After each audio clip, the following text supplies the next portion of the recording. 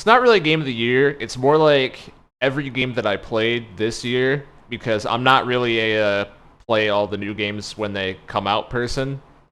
Um, in fact, the last game that I bought on release was Doom Eternal 2020. And before that, I think was Smash Ultimate 2018.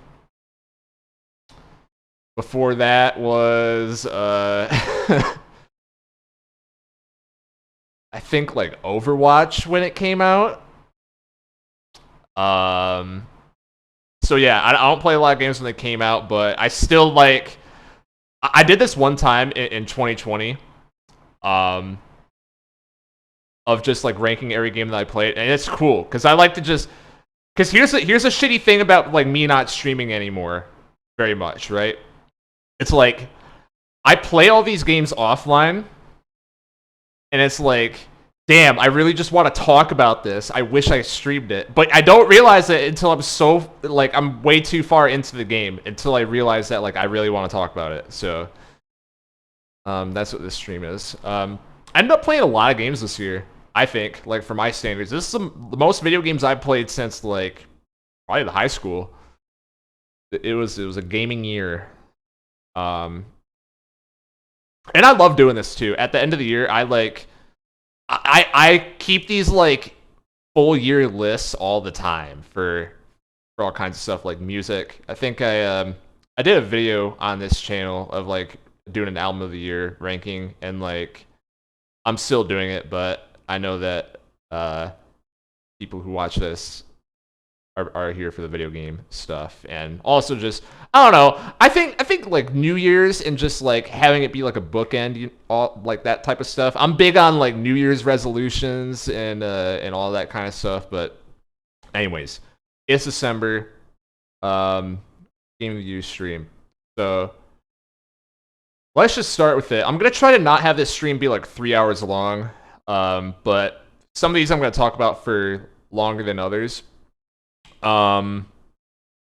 And some of these, by the way, so let me say before I start, so all these over here, right? I have the descriptions for my 1 through 10 rankings, right? And you know, obviously the ranking is just based off of my opinion, because that's the only thing that you can rank it off of, you know, like how much you personally enjoy it. Because it's art, objective quality does not exist, blah, blah, blah, blah, blah. I like to actually use the full 10-point scale, as you can see, instead of like, you know, a 7 out of 10 is dog shit trash, which is what game journalism has traditionally been. You know, I like to use the full 10-point scale. So anything over like, I mean, literally what it says, like anything like a 6 or above, I would like, you know, I would like want to come back to it, and I would be pretty happy. You know what I mean? So there you go.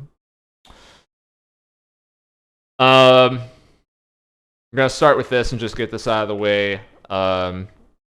As Freezes 304 predicted, we're just gonna throw this at 11 right away. TMD Explorers of the Sphere. Play it now. Sky Temple Hack of the Year Awards coming up next month, folks. Will this be nominated for Hack of the Year? I hope so. But we'll have to see. Now, some of the folks at home may be asking, is it conceited to say that the game that you made is an 11? No, because I made it.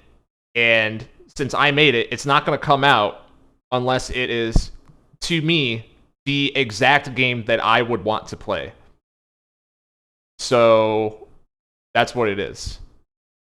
Do I expect that other people are going to think it's an 11? No, but it is to me, and it's my list, so it's an 11. So moving on. I made the game should be a -1 out of 10. See, that's self-deprecating. We don't do that in this household. Anymore, unless it fits, unless it's funny.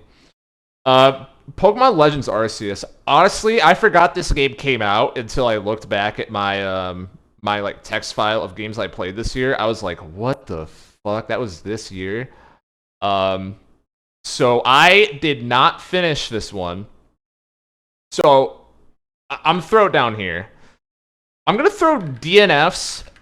So there's two kinds of did not finish, right? There's a did not finish, like I didn't even play enough to rank it, and then there's I made it. Ones that I am gonna rank that I didn't finish, I'm gonna say I make it more than halfway through the game, because at that point, you don't get away with a did not finish. You know what I mean? I get to give my ranking. I played enough of your fucking game that I didn't want to finish. But this one, I just didn't even make it halfway through. It's like, it's cool. I think people get really ahead of themselves with Pokemon sometimes. And like, whenever anything mildly good happens, people get so excited because of, you know, the state of Pokemon in the past decade. But it's cool. Again, it's like the story of every Pokemon game, it feels like, since I would say the Switch came out. It's like, okay, they're starting to move in the right direction. They're making incremental progress, and it's incremental progress, incremental progress, incremental progress, incremental progress. Scarlet and Violet, which I did not play, but I saw gameplay of, seems like the same thing. Incremental progress from Arceus. Yeah, the open world in this game is cool. I like that aspect of it. Way back when Sword and Shield came out, I remember thinking like, thank fuck they're taking Pokemon in this direction, because this is where everyone wanted the series to go for like at least 15 years. And they finally started to do it with the wild area in that game, and then obviously it's way, way, way expanded on this game.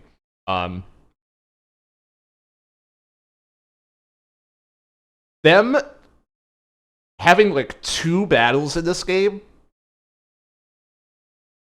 really, really, really exposes how shallow the open world is in this game. Because when you don't have battles to give you like an intrinsic reason to keep like catching mons and playing the game, you realize, wait, this is like a fucking MMO grindfest from 2003. And that's when I stopped playing as soon as I realized that. So there you go. I know a lot of people like this game, but that's just how I feel. Sly 2, Band of Thieves. This one is also a did not finish. I'm way more positive on this game. I'm gonna be honest. The reason why I didn't finish it is because I got through the first level in the game, because I had not played Sly Cooper in a really, really, really long time, and I just for some reason decided to go back and try this game, see if it held up. And I'm gonna be honest, after playing it, I was like,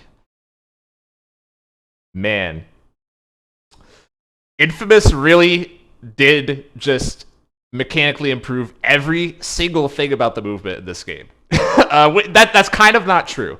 That's kind of not true. Sly feels a little bit different from Infamous, but literally after playing it, I was just like, man, this game's good, but I want to play Infamous because it's this game but better mechanically in terms of moving around. Sly versus Cole's kit. Writing wise, Sly 2 is a real good game. It's a real good game. What's up, Espic? What's up, Espic? You really like Game Awards, don't you, bro? I'm a list guy. I'm a list guy. People know this. No, Sly 2 is a good game. I think it is. Obviously, I like Infamous 2 a lot. I hype it up so much. Sly 2 might be Sucker Punch's best written game. It might be. Like, it really holds up, because after I stopped playing, I watched a cutscene movie, I should clarify. And, like, stylistically, obviously, this game fucking pops. There's some really, like, shitty animations and stuff like that have not aged well. But that art style is, I don't think ever gonna be bad. Um, yeah, there's a lot of really iconic moments in this game. Something that, so in terms of story, right? A lot of really iconic moments. The part where, um, obviously where Neela turns on you is so crazy. It's like it's kind of really obvious that it's gonna happen, like watching it when you're not a kid, but it's still good if that makes sense. Because like that whole part of the game doesn't rely on shock value. Like, because even knowing the twist, the whole time you're just thinking, I fucking hate Neela. You know what I mean? I fucking hate Neela. Like, what a fucking rapscallion character. Um, oh man, just super charismatic. Carmelita's really good in this game too. Who is Carmelita's someone who it feels like during the series a lot of the times they don't really know what to do with her, besides just like, what if Sly had a love interest and it was a cop and he's a thief? Um, but like Neela is Neela is like what the whole story starts and ends with, right? Yeah, and chapter 7, the part where I think you're referring to where like John Bassan is like, I sold all the Clockwork parts. That shit actually is crazy. I forgot they did that. I forgot like that was a plot element when I rewatched. I got to that scene, I was like, God, that hurts so bad. Bentley's like the Bentley's line right after that, the voice acting's so good. He's just like, are you fucking kidding me? He doesn't literally say, are you fucking kidding me? But he's like, what the fuck? So good. So good. The ending of the game, okay? So I always have to look up the discourse of a game online. All right, after I'm like, you know what, that story's pretty good. Let's see what people think about it. Um, People really hate the ending of this game, which I think I can see why, right? Like the ending is so interesting to me because like I can totally see why people think it's bad, but I've tried to brainstorm of like how can you do that ending but make it better? And I really think they just wrote themselves into a corner because like here's the thing, right? Like the whole game is like based on thematically the direction they were going. It's about collecting all the Clockwork parts. So it's like, well, you can't do all of that and, you know, show Chekhov's gun and not have Clockwork come back, right? And if you're going to do that, it only makes sense that Clockwork's going to be the final boss. But, like I just said, Neela is actually what the entire story revolves around. Like, she's easily the most hateable character. She's behind, like, every fucked up thing that happens, and you know she stabs everyone in the back. Like, what do you want Arpeggio to fucking who appears on screen for 2 seconds to pilot Clockwork? Fuck that dude. Fuck Arpeggio. That guy's a fucking clown. Hell no, he doesn't belong anywhere near the climax of the game. Okay, so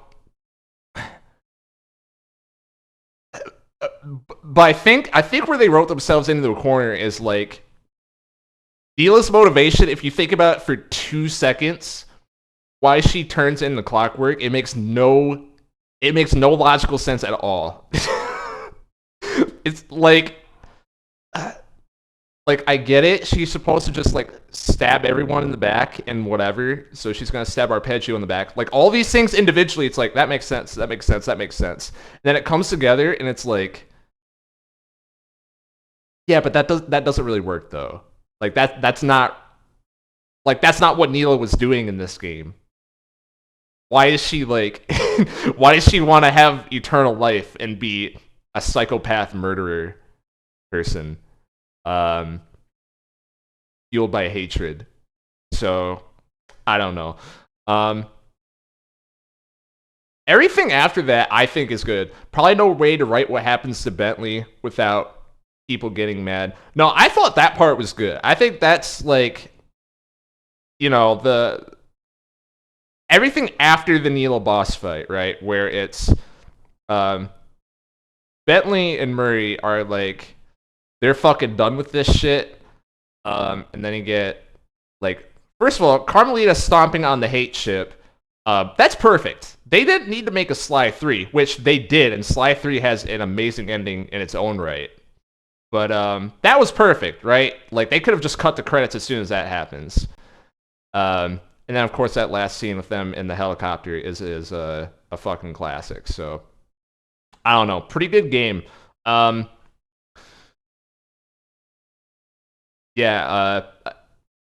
of the boss fights in that, like, the whole John Bassan, both of those levels are really, really cool, I think. Those are the standout ones for me. With just the concept of his character being just like an average working man who happens to be brought forward in the future however many years, and just by doing the same shit that he did before in his previous life, he's like an eco-terrorist monster. It's like, yeah, yeah, that's kind of how that works. Just really interesting the direction they went with that, and the boss fight is fucking amazing as well. So there you go, Sly 2. I don't know what I would rank that because again I didn't play it. But good game. All right, Cuphead. Everyone knows. Okay, hold on. Let me read this on Legends Arceus. I found the act of catching Pokemon smooth and satisfying. I think the player being vulnerable, having to sneak around, helped a ton. Loved it, made the legendaries, mythicals feel special. Nice from a local perspective. Your favorite game, after giving it time to sell, I will cherish my memories with it a ton. And see, yeah, definitely nothing wrong with that. I totally get it, because, like, the game is unique. It is unique. There's no question. It is doing its own totally different thing from, like, the standardized Pokemon formula, and the emphasis on like lore and world building is something that I've said for years. Like, why is Pokemon not doing this? Like, they have the perfect formula to go in that direction, and they kind of did with Arceus. So I get that. 20 minutes in already. Cuphead. This is an easy 9 out of 10. This is, I said in my stream of Delicious Last Course, this is the best feeling 2D platformer. If you consider Cuphead a platformer and not a run and gun, whatever you want to call it. The best feeling one of those since Super Mario World. And I could just stop there, but I mean just everything about how this game is set up. I already went on this whole rant during that stream, but like, it's the fact that it is a game, like, you have these short burst bosses, 2 minutes. All of them asterisk. There's like 2 fights in the game that are kind of bullshit. All the other ones really fairly designed, really good. Get like, just all the fundamentals are good. Like, good telegraphs, but at the same time, they always keep you on their toes. Every fight feels very unique, very different. There's lots of reasons to, like, there's incentive to diversify your kit and use all the different tools in the game and blah, blah, blah. You can also not do any of that and just play vanilla and get away with it. Mechanically, the game is so simple. So simple. Like, on a technical level, this game is very, very easy. You just hold down the goddamn shoot button the entire game and use the D-pad and jump. And dash. Not a lot of inputs. And despite that, these fights are just so fucking like intoxicating and addictive. It's like I still stand by my point from that stream that like Cuphead is not a hard game, right? Where you need to get your gamer skill up to be able to succeed. You have to, in this game, you have to recognize patterns and don't lose your cool, basically. Because there's a lot of like little psychological tricks that go on with the design. Like there's so many moves that look like the fucking craziest thing you've ever seen. And as soon as you panic, you move out of position and you get hit. That's Cuphead. They just want to fuck with you. But if you just like focus and like don't try to get too crazy, overcomplicated, you will eventually win if you stay in the Zen state. It's so cool. It's so cool that a game encourages you to do that, right?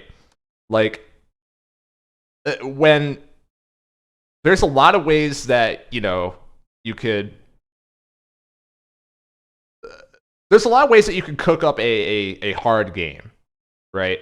But this one, I don't know, man. Like a game that encourages you to just like stay in the Zen state and actually just like remain calm the entire time, and it's like a grind without the grind. I don't know if I'm really articulating this very well, but it's like I don't know if I played another game that quite feels that exact way, where it's, you know, going into a boss, it's like, okay, it's probably gonna take me like an hour to do this, right? Because you just like mentally prepare yourself. All right, like let's collect information, and then it is just pay attention. You know what I mean? It's very simple. The rules of the game are very simple. They don't bullshit you. Here you go. But they try to trick you, but they don't trick you in a way that's actually bullshit if you're playing by the rules that the game like properly establishes in the early game. So I don't know. I don't think I worded that very well. Watch my Cuphead VOD from when I was playing Delicious Last Course. Great game. Great game. Horizon Zero Dawn did not finish. So this is a game I've heard so many good things about over the years. I started playing this. I got like 6 hours in or something. If anyone's familiar with this game, I got to the mission where you are in like a Coliseum type arena, right? Like it's like an oval with multiple levels, and there's one huge dinosaur in the middle and about 5 million smaller guys that are snipers and hit you. After that, I stopped playing the game. Man. What do you compare Cuphead to Geometry Dash? Ooh, that actually might be a good comparison. Yeah. Memory over skill. Yo, Geometry Dash is pretty similar now that you mention it. I haven't played that game in a very long time. But yeah, it kind of is like Geometry Dash on crack. And like more dynamic, it feels like more freedom, because Geometry Dash is very on rails, obviously. But yeah, that is actually a good comparison. I like that.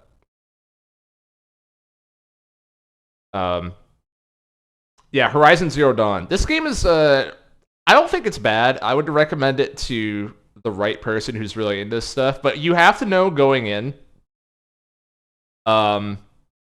This is a Ubisoft game, right? Not literally a Ubisoft game. It was made by what's the name of the studio? I forgot, but the same guys that made Killzone on PS2 and PS3. This was their PS4, PS5 now, because they came out with a sequel to this. This is their franchise. It's basically a Ubisoft game, except more structured around your main character uses combination of like bows, spears, traps, melee attacks, and whatever. I think what they something that they nail in this game is like, because you have to beat like giant fucking dinosaur mechs in this game, right? And so like you can't just shoot it because it doesn't work like that. You have to play fucking 4D chess, plan out your entire encounter, and just trick them, right? You have to trick them, and then you have to like load in. After like 20 minutes of setup and sneaking around and bullshitting, you finally get to hit them, and it feels good. My problems why I didn't keep playing, number one, the Ubisoft open world part of it. This game is fucking really grindy. I think either I just don't understand how to get good DPS out of the combat, or like the game's really just grindy and you have to level up your shit. Because I was doing like no damage in the couple missions before I quit. It was taking a like ridiculously long time to kill basic enemies, to the point where I was like, man, you have a cool combat system here, but like I don't want to have to sweat my ass off to kill just like a scrub, like a little minion for the big guy. So that was part of it. And then also just like you never ever have enough materials by just playing through the game. Like you literally have to collect stuff as you go. And the other thing is like a lot of people said that this story was really good. From what I played, I was not very impressed. Some of the... I don't want to say that. That's mean. But I was not a fan of... I don't know if it was just like the dialogue itself or the voice direction or the facial animations or a combination of the three. But very quickly, I stopped caring about the story. It felt like, like a Sony first-party game, which if you played enough of those, you know what I mean. Where they're all kind of the same. There's like a certain like video game dialogue template that a lot of those games tend to follow, and I don't like that style at all. So that was that. Maybe the game gets better as it goes. I stopped playing it. Like I said, I would recommend it to the right person who doesn't mind Ubisoft open world games, because that's what it is. Dishonored 2. Oh shit. Went over to the wrong tab. Dishonored 2. This one I did not finish, but I played very far into the game to feel like I can rate it and give it a 6 out of 10. Dishonored 1, I played on stream in 2020. I was very pleasantly surprised by how damn good the level design was, and that the story was, pretty campy, but also was genuinely engaging. Had some pretty cool, emotional moments, set pieces, some memorable character interactions, and all that stuff. So Dishonored 2, as soon as I finished the game, I put Dishonored 2 on my Steam wishlist. I'm like, I'm gonna play this at some point. Dishonored, that game's, I like that. This one, I couldn't put my finger on what it was, but I just wasn't enjoying this as much as the first game, for like the first half of it. So, I guess let me start with this. The pretense of the game, right, is after the events of Dishonored 1, Emily, who is Corso's daughter. If I'm getting some details wrong, I'm gonna sound like a jackass because I kind of forgot the story, but I think I'm correct on that. Emily, who's Corso's daughter from the first game, right? Because the whole thing is like, get the fucking plague asshole out of here. and Emily is going to be the new heir to the throne. So it starts with that. Emily is not a very good leader and gets taken advantage of politically to the point where there's some scheming, some conniving bullshit that occurs in the opening minutes of the game.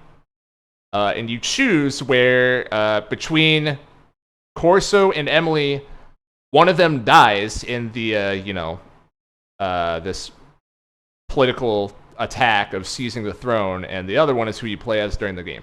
Obviously, I'm playing as Emily because that seems like just a much more interesting concept for a sequel to Dishonored. Like, when the alternative is play as Corvo and effectively it's the same plot as the first game. You know what I mean? So I want to see what's going on with Emily. And the answer is not much. You know, the answer is not much. I feel like the story, the opening segment's pretty strong. It's established that Emily has to kind of like meet up with everyone and learn, you know, what it's like to truly be a leader and to, you know, exercise patience and not give in to you know, things that are going to ruin your credibility, whatever ties into the game, right? Because Dishonored, a game that you know, you have the option to play with stealth or without stealth.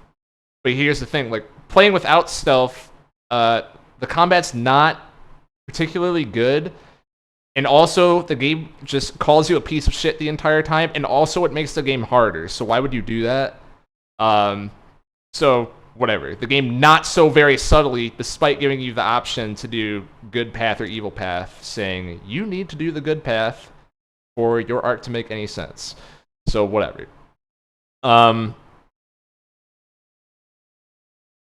What got me, and this is,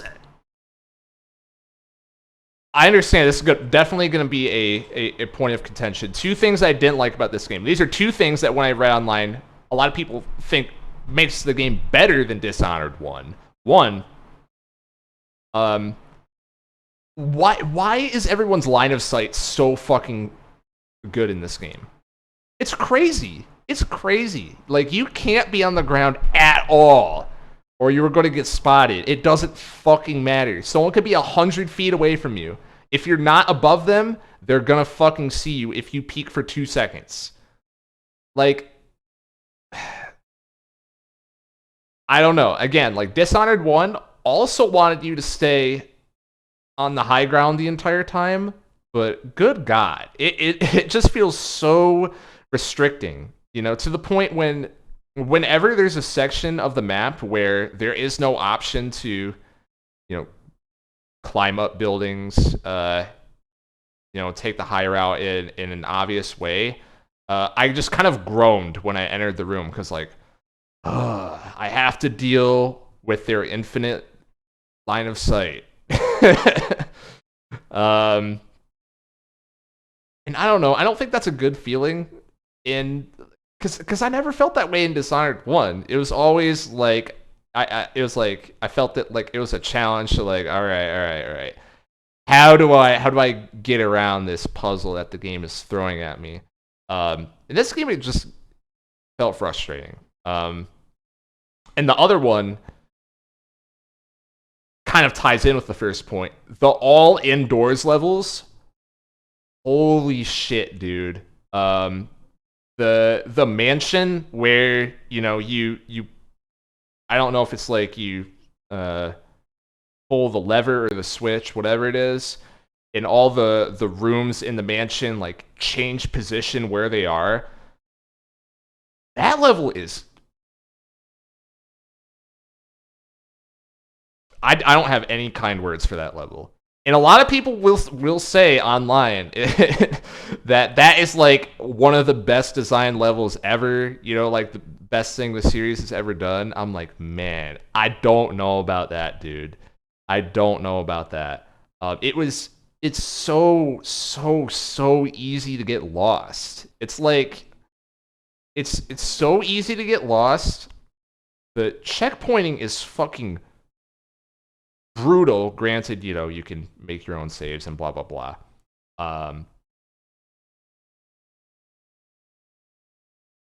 So each level has an optional mission, right?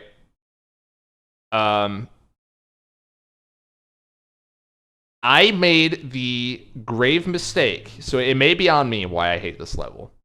There's the option to Emily can bring back. I already forget who it is, but one of the characters from Dishonored 1 that I really liked has been captured and is being held for interrogation inside the mansion, and you have the option to go out of your way, save this person, bring them back, and then they're going to get lines, they're going to get dialogue for the rest of the game because you save them, which is a cool thing about the game, you know, actually rewarding you for doing optional shit like that. But I wanted that fucking reward. You have to carry a lifeless corpse out through the entire fucking mansion,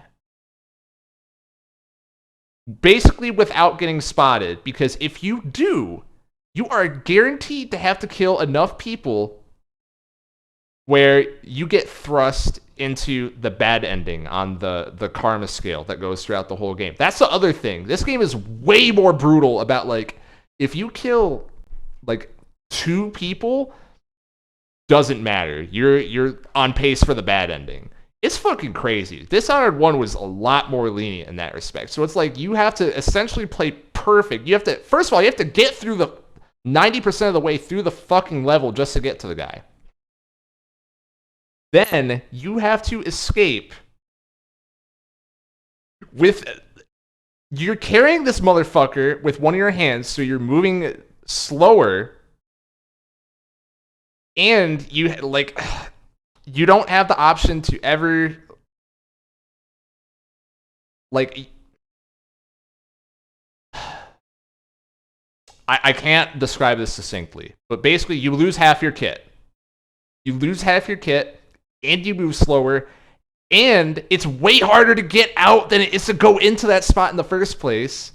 So by the time I finally got through all that shit, somehow didn't die, somehow didn't have to kill any of these motherfuckers, like an hour later, I was like, I had so much time to dissect every part of this level, and I was like, this level is so mean,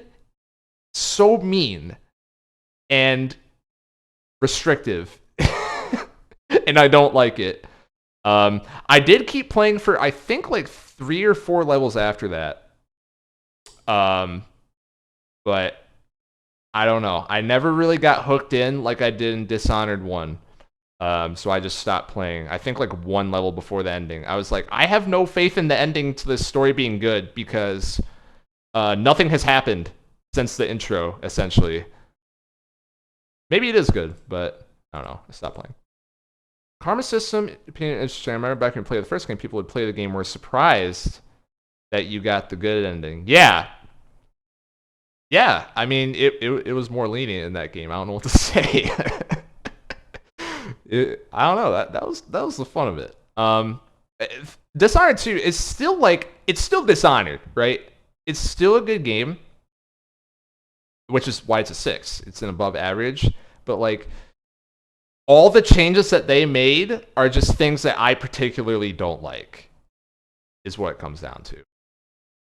And that's pretty much that. I'm still definitely willing to try all of Arcane's other games. I have Prey, and I have what's it called, Deathloop, on my Steam wishlist. I am definitely willing to give those a try.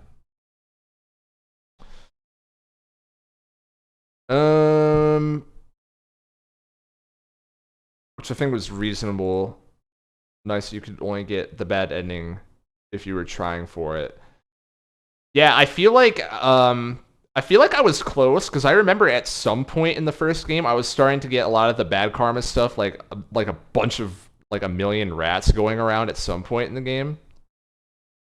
Probably a difference in opinion whether you want the game to be hard or not. Exactly, right? Like a lot of I mean, if you're like a stealth game person, I can see why the game is like, hey, the guards actually punish you for trying to cheese and just stay on the ground the whole game and stuff like that. And they're like, fuck yeah, let's go. You know, encouraging me to use all the mechanics. I can see how people get excited about that. To me, it just felt overly restrictive. But I'm also not very good at the game, so that's that. Next game, For the King. This is... So I have a friend group that I play games with. In this friend group, we always try to look for some kind of like co-op, easygoing whatever that works for all of us. This is a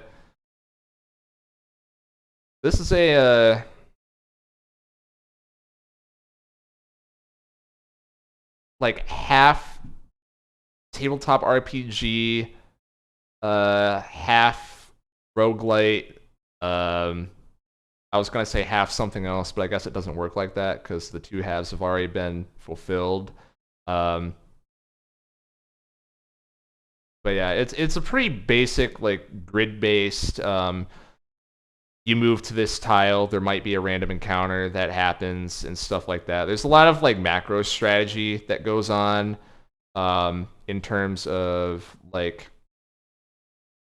Should probably rate it first because I did that for the other ones. A 5. This one's a 5. Perfectly average. It's cool. There's a lot of like when we ended up playing the game enough and like understanding what it wants from us. That's why it's only a 5, by the way, because holy shit, this game has a brutal learning curve for like basically just because it's really bad at like giving you information. It's stuff that you have to figure out on your own. It's really annoying. But once you do, it's pretty cool. Like there's a lot of like legitimate strategies you can do, and once like you realize the probabilities of like making a certain play, you have to think out your turns like 5 turns in advance. You have to manage like so many things that are happening to you all at the same time. Like this meter's going up, and that's gonna fuck us. You know, everyone's HP is low. We have to watch our inventory in case we get ambushed, and if we're not ready for that, we're gonna lose, right? And there's a system of like you get rewarded for trying to take risks. But if you ever lose, even if like one person in your party dies, if your whole team loses, the run's over. Doesn't matter. Doesn't matter how good you were doing beforehand. There's like, you can get second chances as well, but you have to go very out of your way to get them. But even then, like if the entire party wipes at once, you lose. But you can't just play super passive and just like be safe, because all the impending threat meters, while you're doing nothing every turn, they keep going up, and it gets to the point where your stats literally aren't high enough and you lose. So it's you have to take a risk. You know that going in. It's just like when is the turn when we're gonna make a big play? You know what I mean? When's the turn that we're all gonna commit and just say fuck it? We're gonna like go for that objective right now. And when it works out, like you feel so fucking smart. You feel so fucking smart. Like hell yes. It's cool. Like it's pretty cool. Like in terms of negatives, there's the information being hard to come by thing. It's obvious. So there's some really bad balancing between the classes, I think. Like maybe people who are better at this game would disagree, but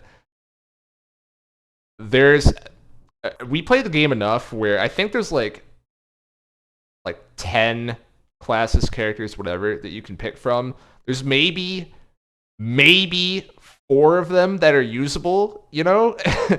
A lot of the other ones are just really bad. And on the other end, some of them, it feels like it is like you cannot make any progress in a run without having like 1 or 2 of those. So it makes things feel a little repetitive, obviously, when it's trying to be like a customizable, you know, role playing, you know, character creation, get all into it, but you kind of have to go for like the same build every time, or you just get fucking ass blasted in early game. So to that point, it does feel a little repetitive sometimes, and that combined with the punishment, like your run can end just like that. You fuck up once, you're playing through the beginning a lot, and the beginning's not very good. Yeah, and that's kind of what it comes down to. So high highs and low lows. That's a 5 for me.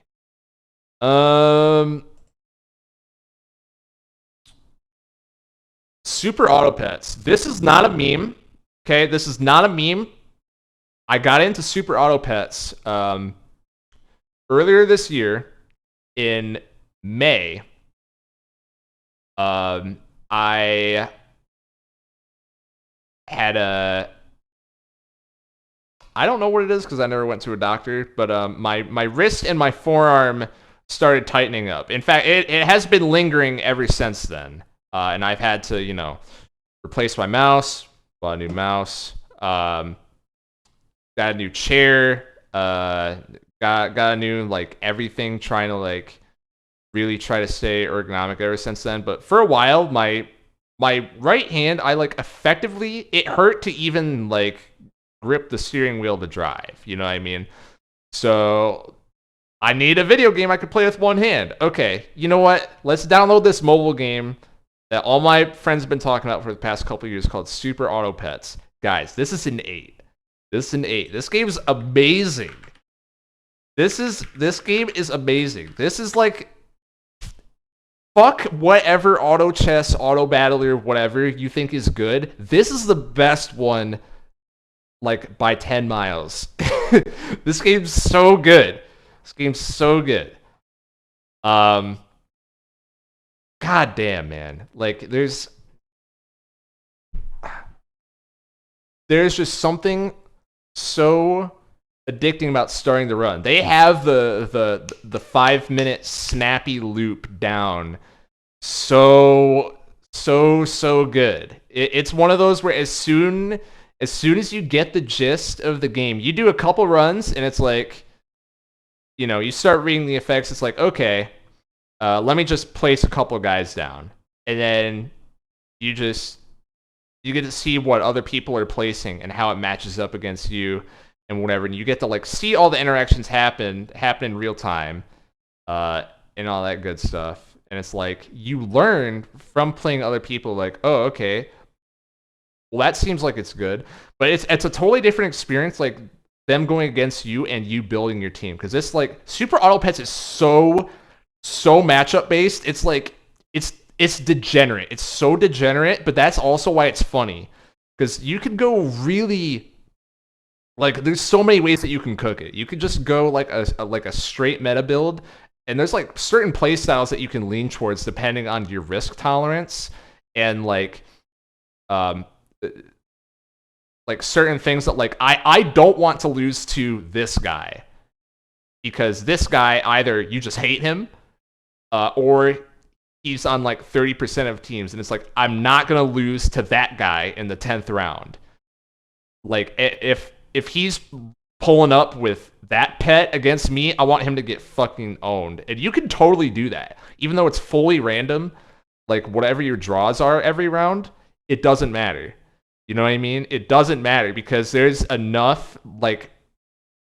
levers that you can pull to manage your luck in such a way where you have to wing it at some points, and that's the random nature of it, of course. But you can manage your luck really well, and that's what's cool. Like it's a, I don't know, it's a nerdy ass game. It's a very nerdy game with emoji animals.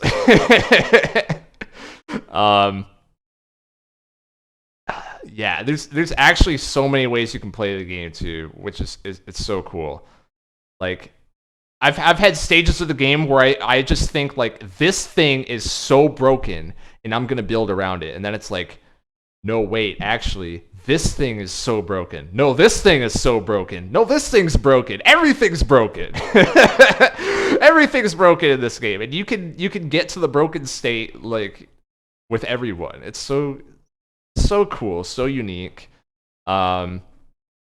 There you can just like grief people in this game too. There's a lot of like fucking cheese ass builds that you can potentially win with.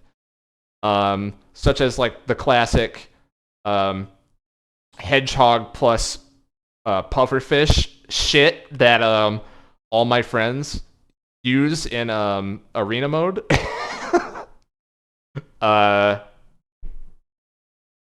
Yeah, what a great game. You know, Super Auto Pets really it got me to thinking about like, you know what? Maybe mobile games can be cool. There was a point about in like 2012, 13, 14 where as smartphones started to actually be able to play like real games. I shouldn't say real games, but like more graphically advanced games at a reasonable frame rate. The conversation started to come up about like, you know, is this going to be the new what the PSP, PS Vita, DS, Game Boy, whatever, what that used to be, just stealing that spot of like, here's where the low rent, cool, experimental, mechanically simple titles go. You know, it's just like an alternative avenue with, and it doesn't take a lot of money to get in, where people can just like try some cool stuff for games. And of course, we all know what ended up happening to that. Shout out to Genshin Impact winning at the Game Awards this year. Yeah, Super Auto Pets I think is the best mobile game since like Flappy Bird. To be honest, it's really good. That's the other thing. The monetization in this game, like, there's no predatory bullshit, which is so insane. It's a mobile game. Like there's none of that. There's DLC, you know, but I don't even think there's ads at all if you don't pay. Fucking crazy. Fucking crazy.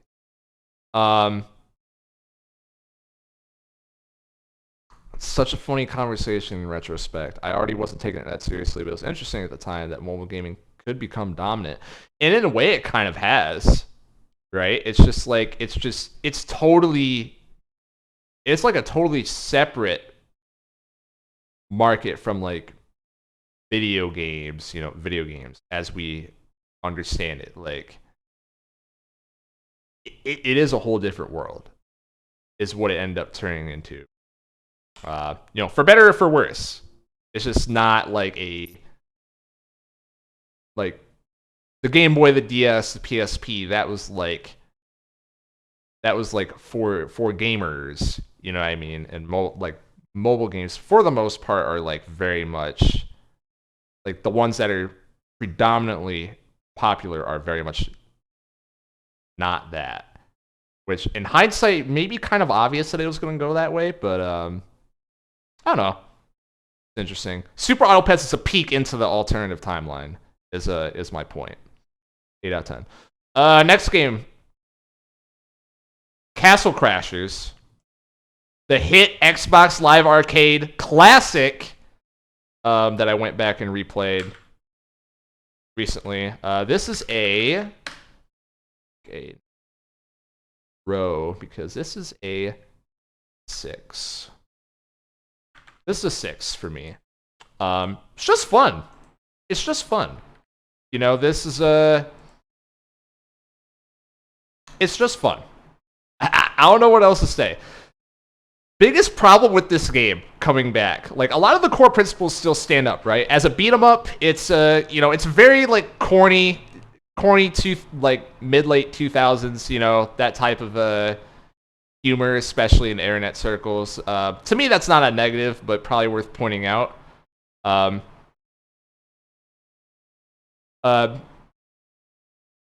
There's actually low-key some crazy tech that you can do in this game.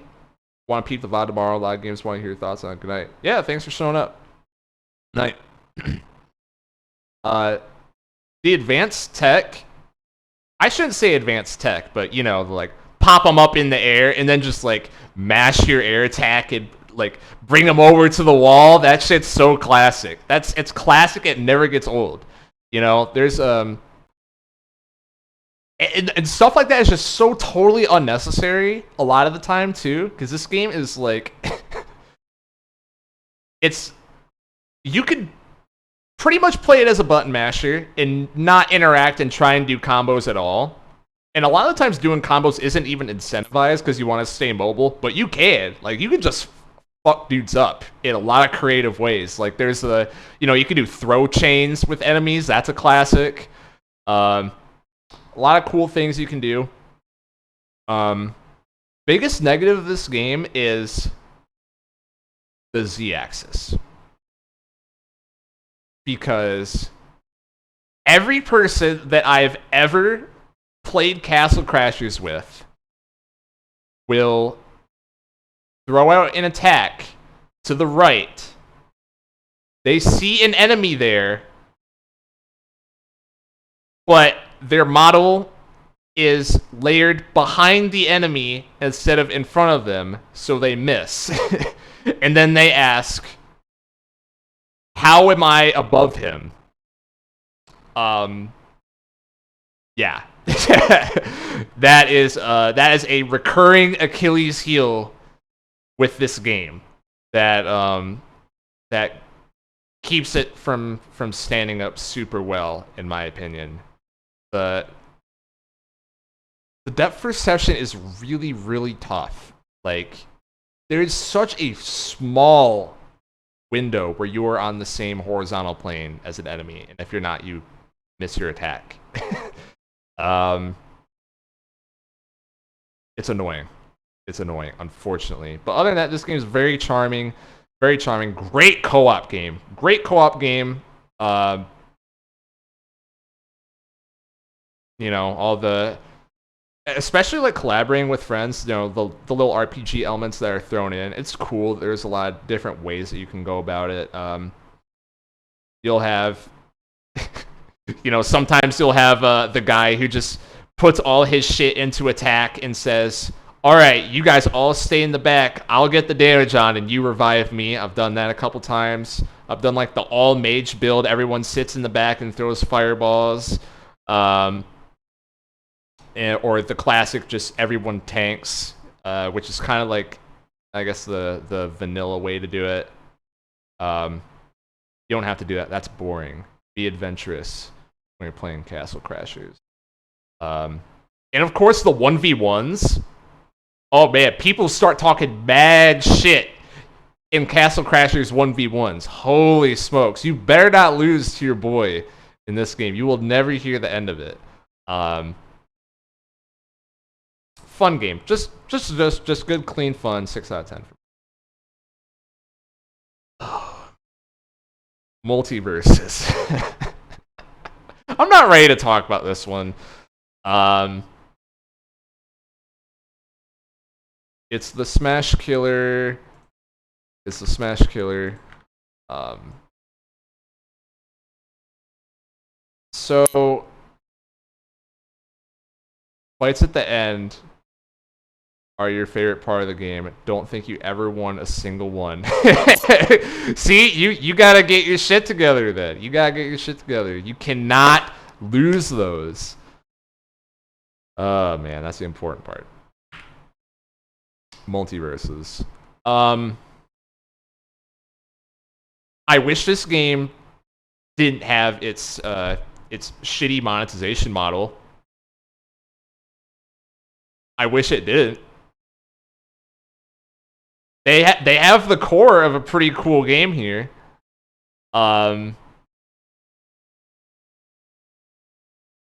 So the first day when I played Multiverses, I was like, this game feels like fucking dog shit.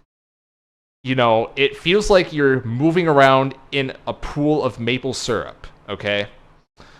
I was like, what in the fuck is this game? Everyone just like glides around the stage while they're like charging up their attacks, Maybe not literally charging, but every attack in this game is so fucking slow. Like like your normals feel like they would be a smash in Smash Bros. Um, of course, this is not universally true, but like a lot of the time, it's like, oh my god, why is everything so goddamn slow and like glidey? Because it's not even that you can't move, because you can go way the fuck off stage, you know? You can go way the fuck in the air, but it's just your actual movement speed is like not there. It's very, very weird being used to Smash because it's the exact opposite. Once I learned that, like, okay, first of all, throw 1v1s just out the window because they're fucking trash in this game. Like, this game is absolutely not balanced around 1v1. I don't give a fuck what anyone says. I don't care if they've had a $1 million prize pool in 1v1s for this game. You cannot tell me they are bouncing around 1v1s. There is no fucking way. Absolutely not. And like mechanically, it's so not built for it at all. So I'm not even going to talk about that and just talk about playing 2v2s. I think everything being so premeditated, I really got used to it. I really felt like I saw what they were trying to do. There's a lot of legitimate synergy between kits that are going on. And this is a lot of the coolest part about 2v2s in Smash in particular. All the like different ways that your kit can interact with your teammate in a meaningful way to assist them, aside from just like hitting the other guy. There's a lot of those moves in Multiverses, and it really makes you have to think actively about certain like team comps. Yeah, they lied about CPU versus CPU. Can't forget that. Catmaster Tony. Catmaster Tony. BP's still holding out his shaving cream pie. Catmaster Tony. Yeah. I think that there's a lot of really cool character designs in the game too, in terms of like how their kit flows, given the foundation of, you know, what they have with why is everything so fucking slow and whatever, but they play around it again, for the most part, and it's just the fact that it is so slow, I guess, to go back to that point, it's like it's so slow, you can analyze everything that is going on very easily. Smash, again, is the opposite. Smash, on principle, is very much about, like, let me get within my unreactable window and then force you into a 50-50. And, I mean, that's Smash Bros. In a nutshell. Most obviously in Melee, but really it's every Smash game. Get within your unreactable range and force them into a 50-50 and win if you've conditioned them. Multiverses, it is all about positioning, baby. It's all about positioning and playing like 5 steps ahead and keeping track of all the variables on screen at once, and, you know, how can you give them false data and you know, all this other good stuff. How can you properly zone? Even if you don't have projectiles, you still have to actively think about how are you controlling your particular space that you're trying to cover, all that stuff. And back to the character point, a lot of characters do work very well and have their own unique take on the model. And I don't know. It's cool. It's cool. I can't be too high on it, just because, like,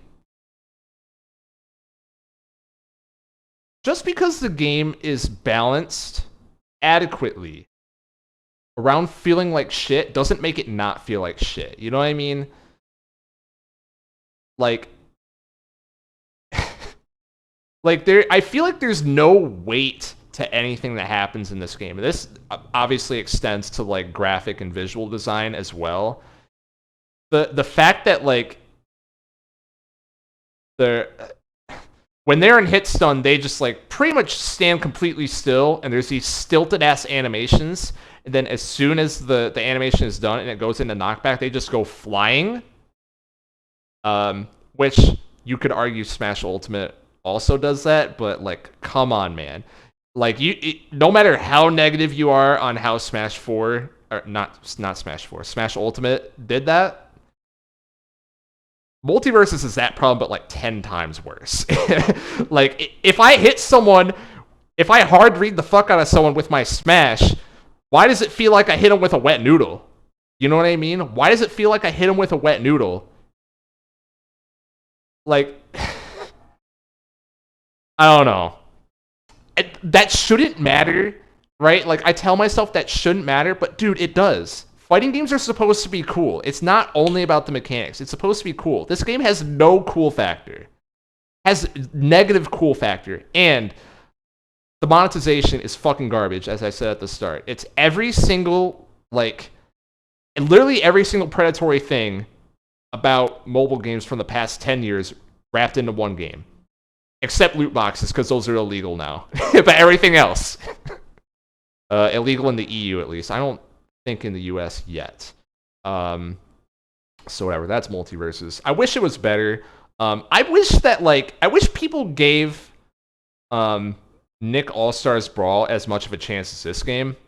Honestly, like, Nick All-Stars Brawl not having voice acting, like, yeah, that's pretty shitty. And like, they should not have shipped without that. That's very, like, what the fuck were you thinking? But like, in every other department, I think that game's way better than Multiversus. So I don't know. I think people were too harsh on that game. But whatever. Moving on. Legend of Zelda Twilight Princess. Folks,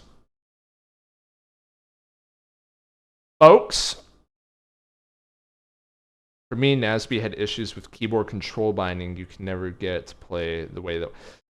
Got it. I never had that experience, so I cannot confirm nor deny that, but that would be annoying if I was in that spot. Legend of Zelda Twilight Princess. So, I for some reason, I felt very compelled to play through these games because first of all, I'd never played them before. Twilight Princess and Wind Waker, as you can see later down the list. I think I would have played it a lot more if not for that. Got it. And it is because I went down a YouTube rabbit hole one day, and someone who I really like watching their videos, like their opinions on video games, even though I don't necessarily agree with them a lot of the time. You know, it's just the way that they think about stuff to me is really interesting.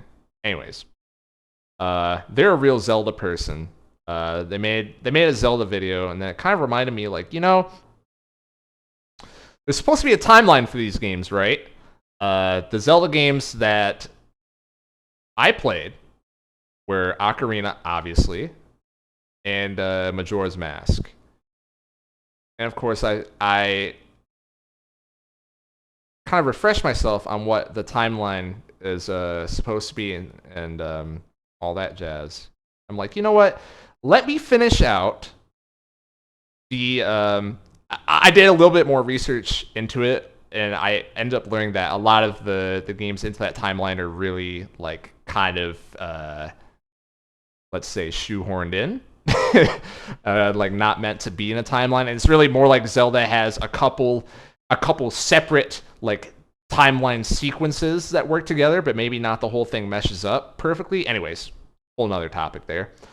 But if I played Ocarina, then I need to go through the two separate branching timeline paths, the two direct sequels, or sequel sequences, I guess you could say, from Ocarina. One of them being the ending in which Link's timeline, he's brought back to the child timeline and whatever, in which he goes through Majora's Mask, followed by Twilight Princess, and the other one is Ocarina, the timeline in which Ganon and Link have disappeared, which turns into Wind Waker. So that's how I end up playing both those games, because it's like, man, Ocarina of Time and Majora's Mask, those are some good games. Like, I should probably at least see what they do with the story. You know what I mean? Like, how it can't be an easy task to make a sequel of those games with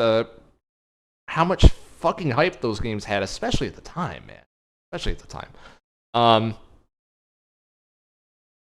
So Twilight Princess, enough delaying. This is an 8. This is an 8 for me. So I'm gonna compare it to just Ocarina of Majora's, right? To me, spoiler for my opinion on Wind Waker coming later. It's Twilight Princess, Ocarina, and Majora's. All three of these, I think, are pretty close in quality. And which one would I recommend that someone play first in 2022? I've had to really think about it, like, out of those three, because Ocarina is Ocarina. It's just for how important it is to video gaming, and that is something that I value. You know, that is something that I value. Like, it cannot... I think some people don't understand. Like, your favorite 3D action adventure game would not exist, or would be like 5 to 10 years behind the curve if not for Ocarina of Time. Like, not enough can be said about that. So there's that aspect of it. Majora's just a one-of-a-kind, weirdo, fucking oddball game. You know, it just really, truly unique, and a legitimately adventurous, risky title from Nintendo. You don't get those very often, folks. You don't get actual risky games from Nintendo, like, even back then. And then this one, Twilight Princess.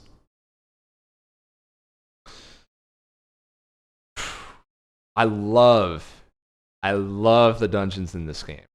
There's something to be said about the Zelda formula. Zelda, obviously, a super influential franchise. It has been since the 80s.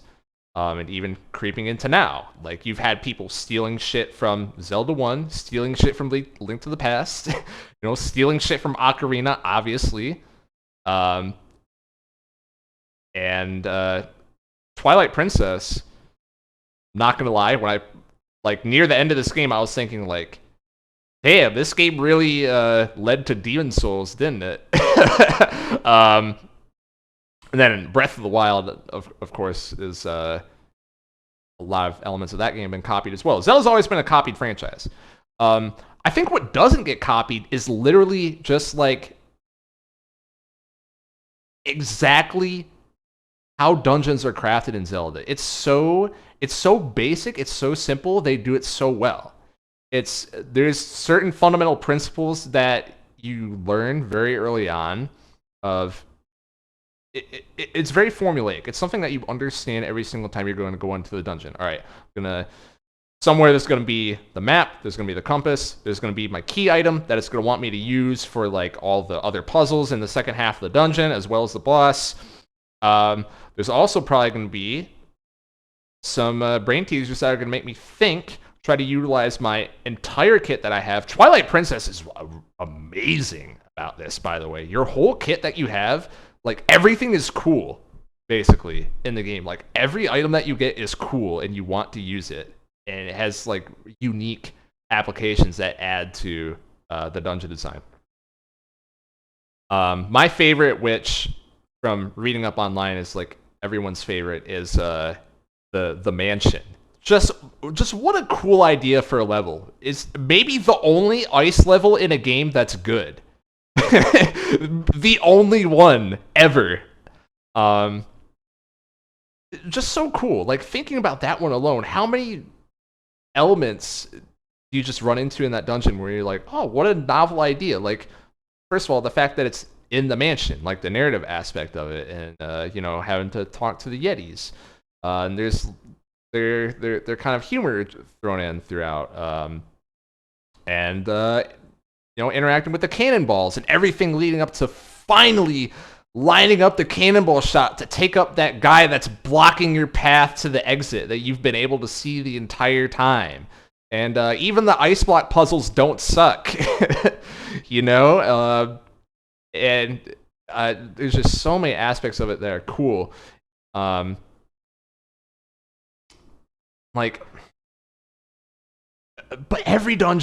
basically every dungeon is kind of like that. There's at least some parts of it. Some of these dungeons I don't really care for very much, such as the I don't know how you pronounce it, the Okoko.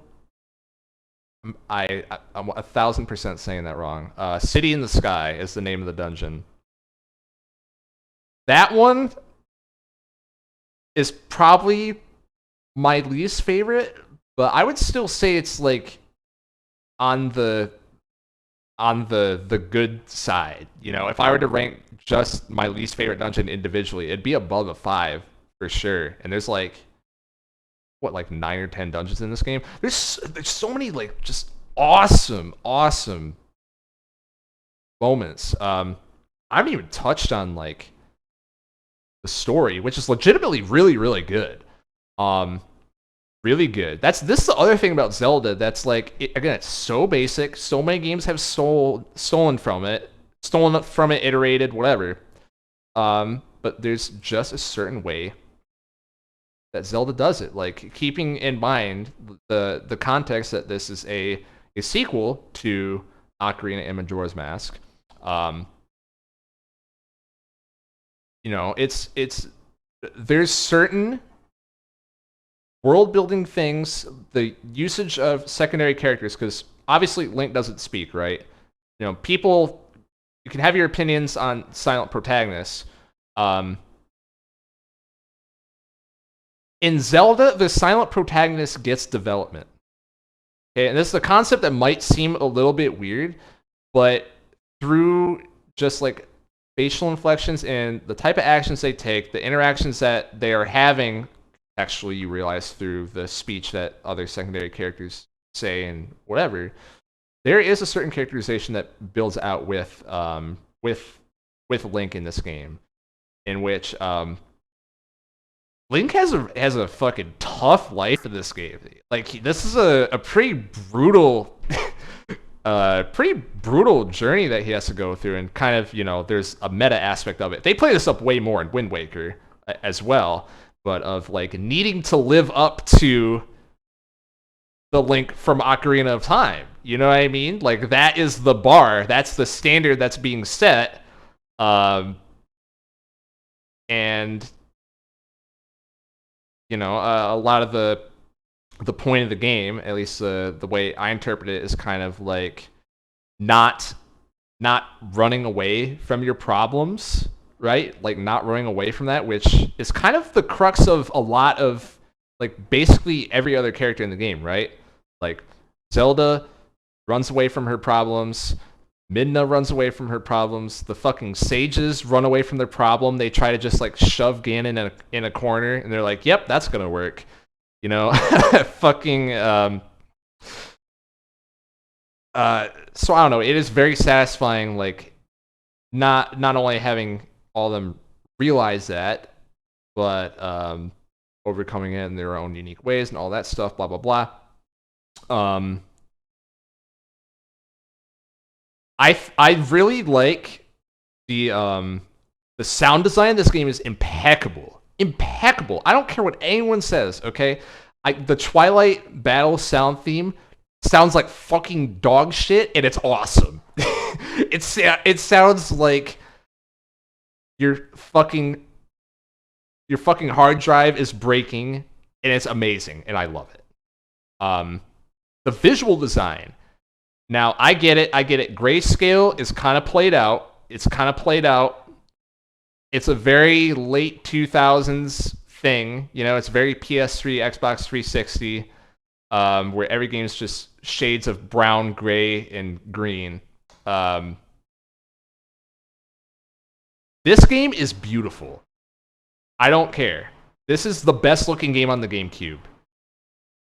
I don't give a fuck. This is the best looking game on the GameCube in terms of fidelity, because I will concede that a lot of like the more cell shaded and just brighter palette stuff in general has aged better on the GameCube. But in terms of fidelity, there's no fucking way this shit's on the GameCube. This had to have been on the Wii, right? Which it was on the Wii, but I played the GameCube version when I went through it. It's like, man, there's no way. This looks too, like, this is too high fidelity to be on the GameCube. You know what I mean? Like going into Hyrule Field and just looking at the environments, it's like, man, how did they get this working on the GameCube? This shit looks crazy. And everything about the Twilight aesthetic is fucking awesome. Awesome. I love it. It's just so out of place in Zelda. It just feels wrong. Like, this game is not afraid to embrace the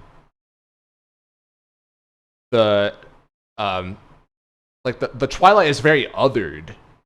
You know, it feels very fundamentally wrong. You know, it feels like a different world because it is, and that's something that I think a lot of games are scared to do when they introduce like an alien type of concept into their game. It's really cool. Midna's a really well written character as well, which is kind of like a no shit Sherlock. But yeah, I could talk about Midna alone for like a half hour. Her arc in this game is fucking awesome. Definitely up there with like the best Zelda characters. So why is it an 8 and not a 10? The ending of this game, while the Ganondorf boss fight is awesome. It's awesome, man. It's one of the best boss fights of all time. It's so cool. Why is Ganondorf in this story?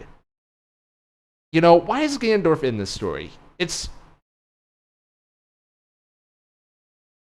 very, very fundamentally bothers me. He does not need to be in this game at all.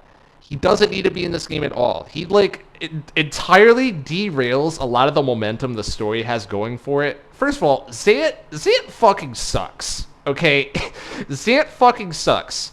But like, at least they could have had something going on with him where like he fits again thematically in with what the game is trying to do. You know, the whole idea of not only the running away from your promising, but also exploring some of the other sub themes of how do we acknowledge the Twilight as separate people and blah blah blah blah blah. The aliens, the force of the unknown, whatever you want to call it, blah blah blah. As well as you know, Zant's how he's akin to mimicry. That's also something that ties in thematically with the game. So there's a lot of like, okay, fits in with the story. He's lame, and he's not threatening at all. But that's only because Ganondorf's in the game. Like, there's a moment like 75% of the game where it is revealed that, oh, Ganondorf was the one that was the real puppet master the whole time, and he is now the real final boss that you have to go after, and then you have no interaction with him, and then you just go to fight him. And it's like, after that scene, I literally stopped playing because I was like, was that supposed to be a twist?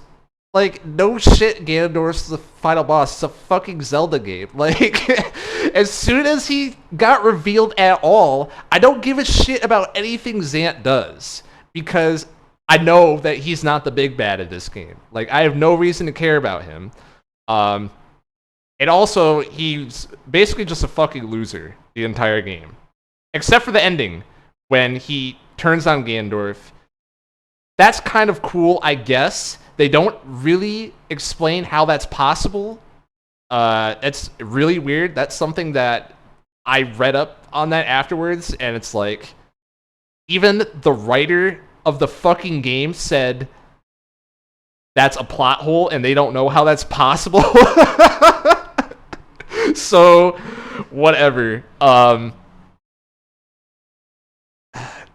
Ganondorf didn't need to be in this game. Like, I feel like literally they said, dude, we have this cool, we completely overhauled how sword combat works.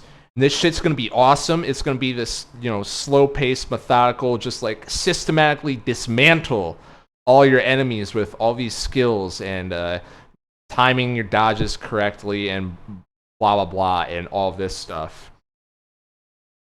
What if we did that, and then we had the final boss be this huge epic against Ganondorf that ends in a sword fight?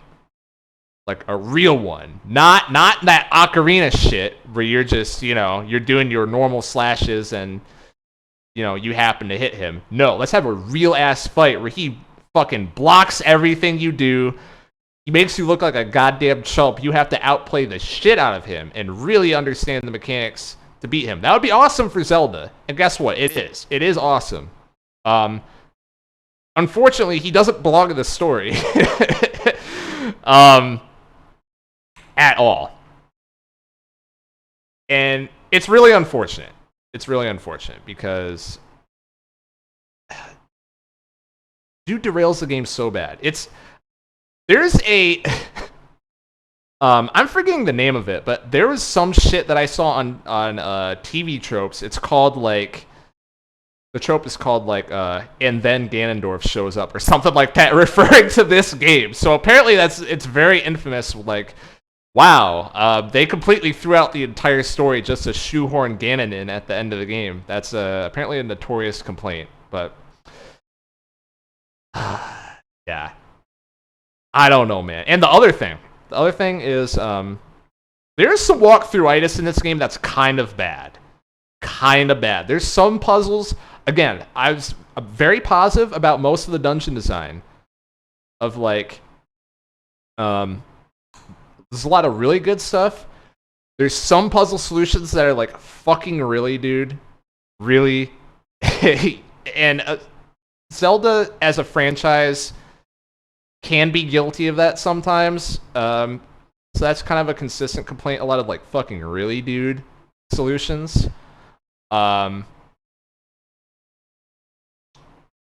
Suddenly, warping through time and space, King Bowser appears. Yeah, no shit. Yeah. God.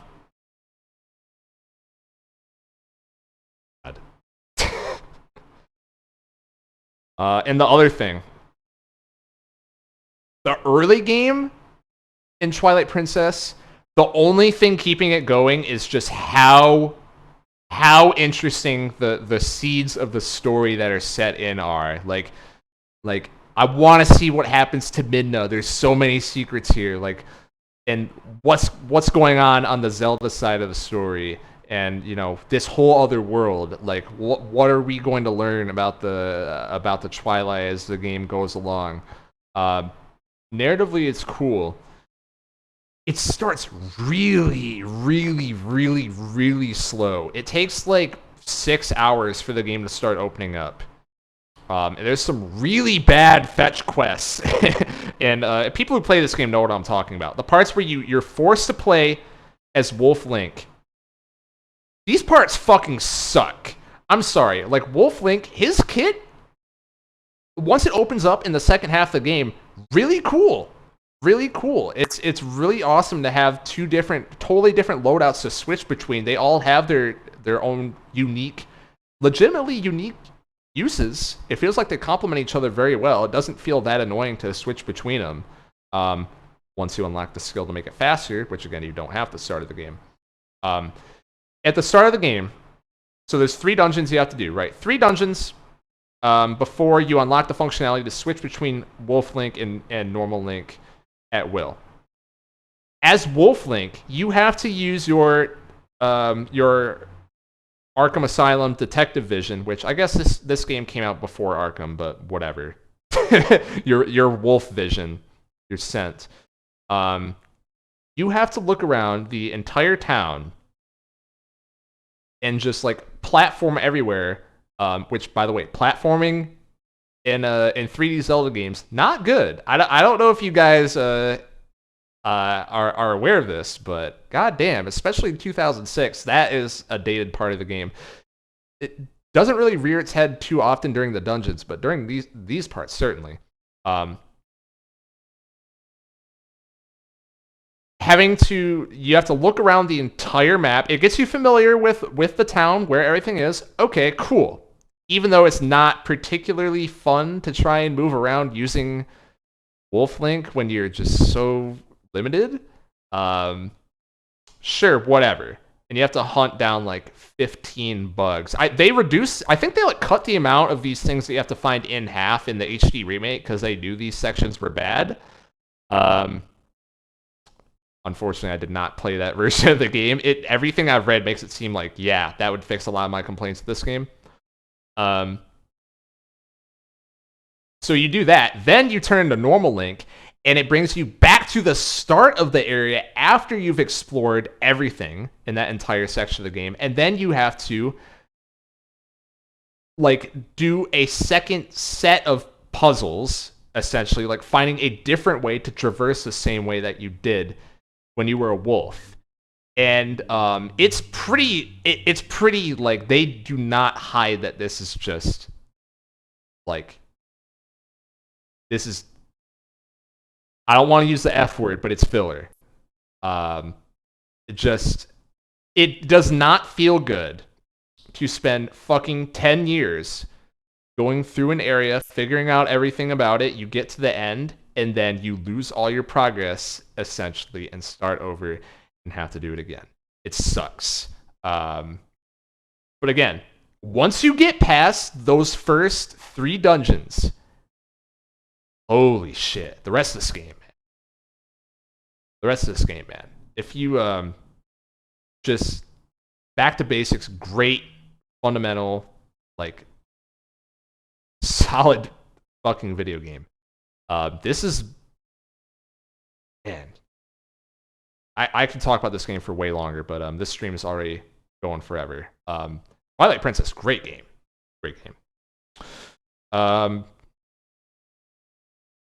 Black Mesa, the remake of Half-Life 1 on the Source engine with some other changes.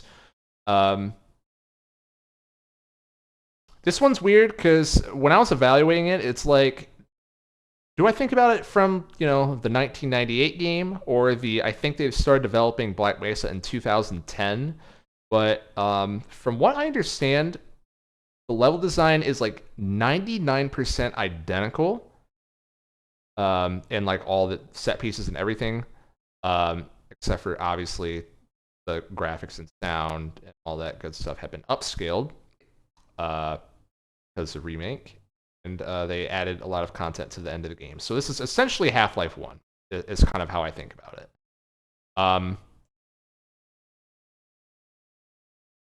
I have a lot of thoughts on this game. I'm going to plop it in as a 7. So Half-Life 1. I don't know how I never played Half-Life, first of all. This is one of those where I'm just like, man, I put off playing Half-Life for way too long. I love Portal. I love Left 4 Dead. I love Team Fortress, okay? And a lot of the games that Half-Life often gets compared to, and it's like late 90s, narrative game contemporaries. I like a lot of those as well. Metal Gear, obviously, is a comparison that I've heard like a million times. A lot of people have said that, like, Metal Gear is cringe Japanese narrative, but Black Mesa was the real one that really opened up story-based video games. That's a take that I've heard a lot online. And Obviously, I love Metal Gear a lot. So if anything is getting compared to that game, it's like this is the good one. Okay, sure. Um, yeah. Spoiler: this game's story is not as good as Metal Gear. I am going to silently judge anyone that I see saying that online from now on. Okay. So here's the thing. What this game did innovate, and there's no question, and it does this better than Metal Gear, way better, is seamlessly, as I type 0, seamlessly integrating the story and the gameplay together in a natural feeling way. This game is like, there's so few pauses because the whole thing is structured much like Metal Gear Solid 1 as just one straight shot to the end. You know what your goal is from the start, and it's just just go on your linear path. There's a whole bunch of twists and turns and things that happen that get you off course, and oh my god, we're jumping to all different parts of the facility. And you know, the whole time it's like you never have an idea of like, oh well, okay, we're about to get to the climax. You know, okay, the game's about to end. Oh, we're about to get to the twist 1/3 of the way through the game. There's never any cues for any of that at all, which is pretty cool. It's literally just feels like you're progressing, and anytime something happens, it's just like, okay, that's pretty interesting. And enough interesting things happen sequentially where you're never getting impatient. Like, when is the story gonna start? You know what I mean? Because just the story is everything that happens through the game. You know what I mean? You're not in Metal Gear. You are waiting for a cutscene. like let's not pretend that it's anything other than that, right? In terms of storytelling. And yes, there is story. There is obviously things that are done inside the game outside of cutscenes in Metal Gear, but it is primarily the primary vehicle is cutscenes. In Half-Life 1, a lot of it is just you kind of like stop in the middle of walking somewhere and you kind of pay attention to something that's on the wall, or you like look in the room next to you and you notice something weird going on, and you just like you kind of fill in the blanks yourself about like, what the fuck. You know, there's a lot of just like, that's interesting that's happening. And you know, it's just keeping all this stuff in your brain the whole time, and the lore kind of like really builds upon itself as you go through, and the revelations just keep getting more and more and more interesting. And also, I guess while I'm on that topic, this is like, I guess sort of the same thing, but the atmosphere in this game is so good. So good. Oh my gosh, it's so good. You get hooked into the atmosphere instantly. Really impressive. Like, a lot of games today struggle with making their games feel like a real world and not a game. You know what I mean? Black Mesa does not have this issue at all. Like, shit feels like a fucking horror game.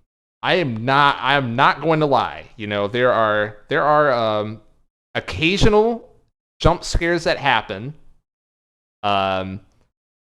In terms of just like, there's a recurring bit that I hate it because I jumped every single time because I was so like sucked into like, oh my god, Black Mesa is just like a fucking hellscape horror place, and there's so much just like fear of the unknown and like, oh my god, what the fuck is gonna happen next? What's happening to all these people that I'm hearing on the radio? Is everyone just gonna fucking die? Oh my god, they're gonna try and cover this up and nuke the entire fucking facility. Oh my god, now they're sending them in to try and kill all the hostages. Oh my god, now the aliens are turning into super aliens. You know, all this stuff that's happening. It's like, holy shit, like, shit's getting crazy. And then they'll have little baby enemies, these fuckers who are like as big as your shoe, maybe, and they jump at you. So as soon as you like open a door and the lights are off, you know, so you have to turn on your flashlight, there's one of these fuckers that are ready and they jump at your face for 1 damage. So it's not really bullshit because they don't really do any damage to hurt you, but it's just like, fuck. You know what I mean? Cause oh man. Because they suck you in. It's because they suck you into the atmosphere. And then you kill them in 1 hit and move on with your day.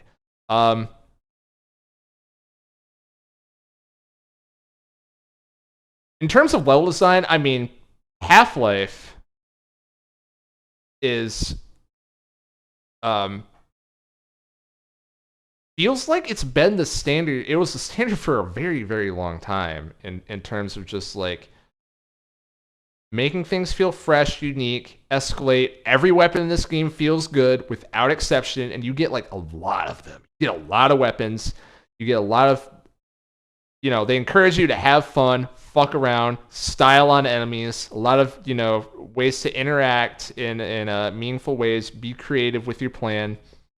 The enemy AI is pretty good. I don't know about, this is one of those where I kind of question, like, would that have been the case in Half-Life 1 like it is in Black Mesa? I don't know. But in Black Mesa, at least, the AI is legitimately pretty good. Which that was a pleasant surprise. I didn't really expect that going in, but you really, like, again, playing into the atmosphere thing, you like, this game's mission statement is like, let's suck the player in to what's going on, you know, and they very much succeed on that front.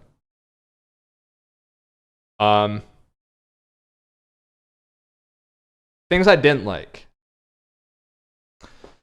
So the last, like the climax of the game, you go to this area called Xen, which is the alien world. You know, there's a portal that aliens were using to invade Black Mesa after the inciting event. You go through the portal, you have to kill their leader. This segment of the game, which apparently in Half-Life 1 this was much shorter, but in Black Mesa, this shit drags on and on and on and on and on and never ends. It's like a lot of the lessons learned from Half-Life 1 feel like they're thrown out the window. Every single segment, like it, because everything up until this point, things are changing. Things like every room is pretty short. Maybe there's a little thing that you have to solve, like a little, you know, a little maneuverability, a little moving in and out of this certain subsection, but then you get through it.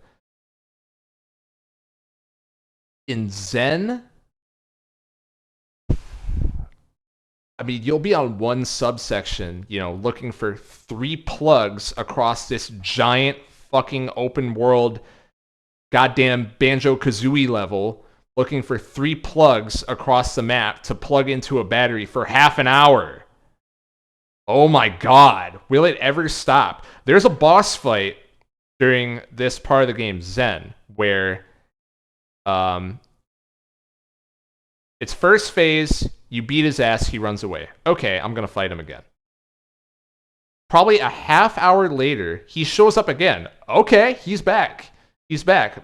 I actually forgot about him. Okay, you caught me off guard. Let's go. Round 2. You fight him again. And then you realize, like, wait, what's going on? I've unloaded like everything I have, and there's no ammo pickups. So like, well, what the fuck? What's going on? Eventually, you realize you can't kill him, and you have to run away. So you run away. And he keeps chasing you for like the next 10 minutes. You can't fight him yet. Then you get to another area where you can fight him again. But guess what? This still isn't the last phase. This still isn't the last phase. It's faking you out again. So then you have to run away again.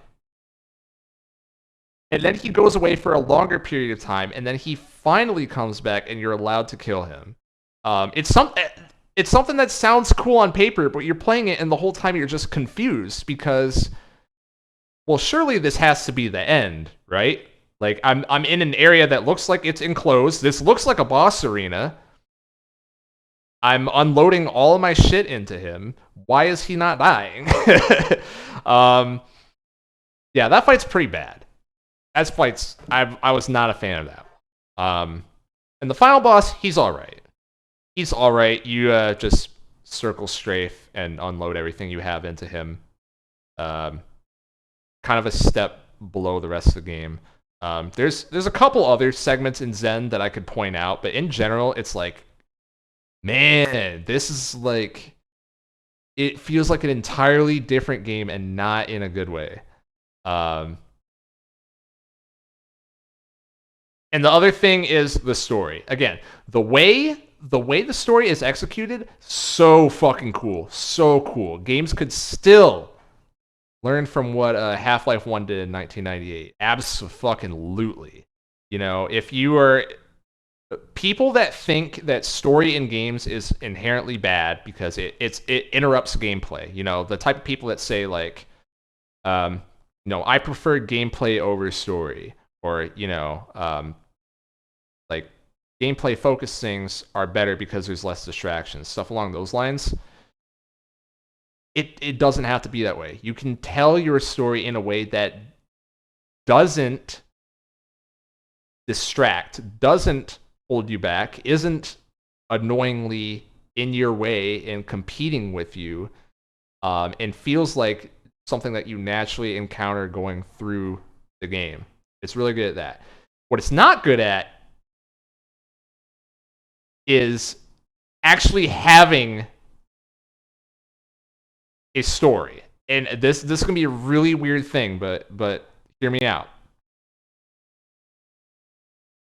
Half-Life 1 has a story in the same way that Mario has a story. Okay? In Mario, Bowser takes Peach, goes off to his castle, and you have to go through your journey through the 8 worlds, find Bowser, and take Peach back. Okay? There is a story there. There's a story. In Half-Life 1, there is a story, and there are a lot of hints of themes that may be applied to the game. You know, there's a lot of hints of things that, like, maybe the writers are trying to say. Maybe they're trying to make some kind of a point here. You know, maybe they're trying to get you to actively think about what's going on.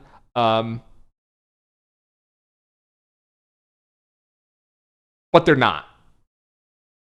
You know, a lot of the imagery, the very cool imagery, the imagery that sucks you in, it's just imagery. You know, there's a plot. There's a plot. There's a competently told plot. There's not a story. Because the story is Mario. I don't know if that makes any sense at all.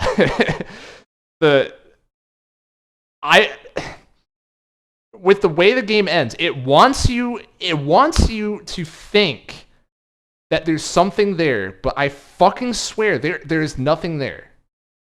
Like,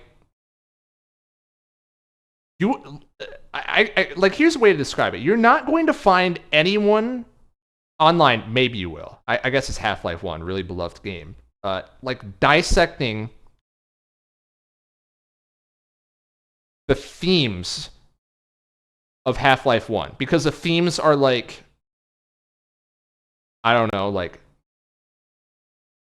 science can go wrong sometimes, and, like, you don't have freedom of choice in a linear video game, which that's been done better, like, I don't know, like hundreds of times, it feels like.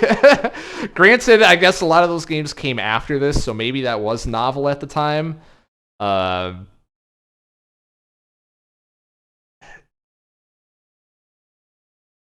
don't know. It doesn't really explore anything in depth at all.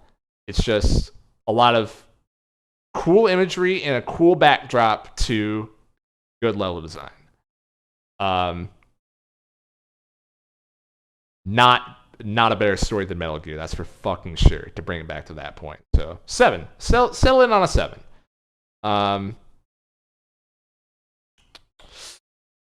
Next game. Holy shit, I've been talking for a long time. It's gonna be a long stream, folks. But yeah. Next game, Night in the Woods. Night in the Woods. In the Woods. It's a 9. Folks. It's pretty confidently a 9. Night in the Woods is, in my opinion, this game is the new standard for character writing in narrative-focused video games. It's the standard. And what's funny is I say it's the standard for character writing, but everything in this game starts and ends actually with the setting. Now, the setting is not some like super novel, really interesting thing that I want to like dig into and, you know, get a bunch of lore bits and whatever, because the setting is very transparently a Western Pennsylvania mining town. And oh my god, this is... I know I'm not going to be able to talk about this game properly, which one thing that I want to do with this game, among some others, is do like a full game replay through while talking about all the fucking cool things that it does that are so awesome, you know, like just point the stuff out as I go, which, by the way, that is content plans for next year. I'm going to bring up a couple other games I'm going to want to do that type of thing with next year. But Night in the Woods is definitely one of those. It is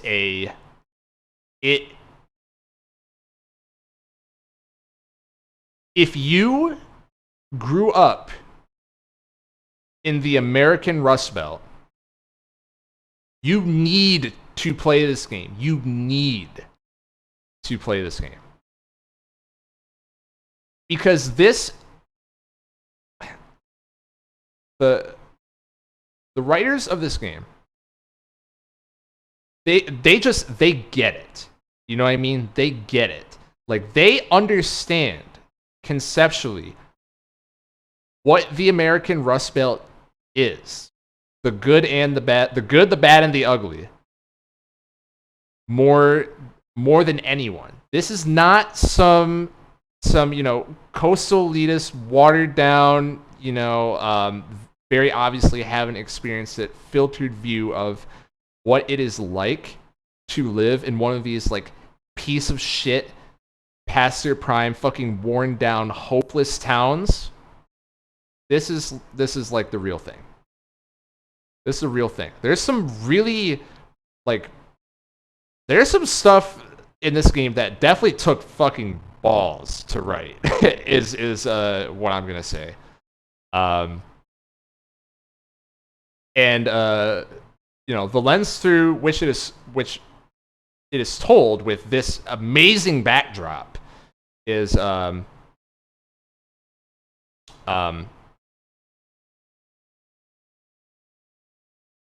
maybe that's not the right phrase to use, but the narrative is structured like a ghost story, kind of, but it's kind of a ghost story, right? Because what they're going for here is like, again, everything ties back into the setting.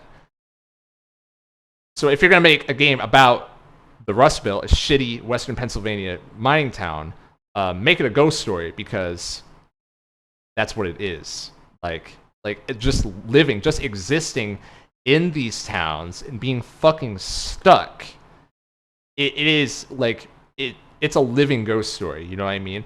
And that part of it is just explored on so much. And every character has their own take on it, right?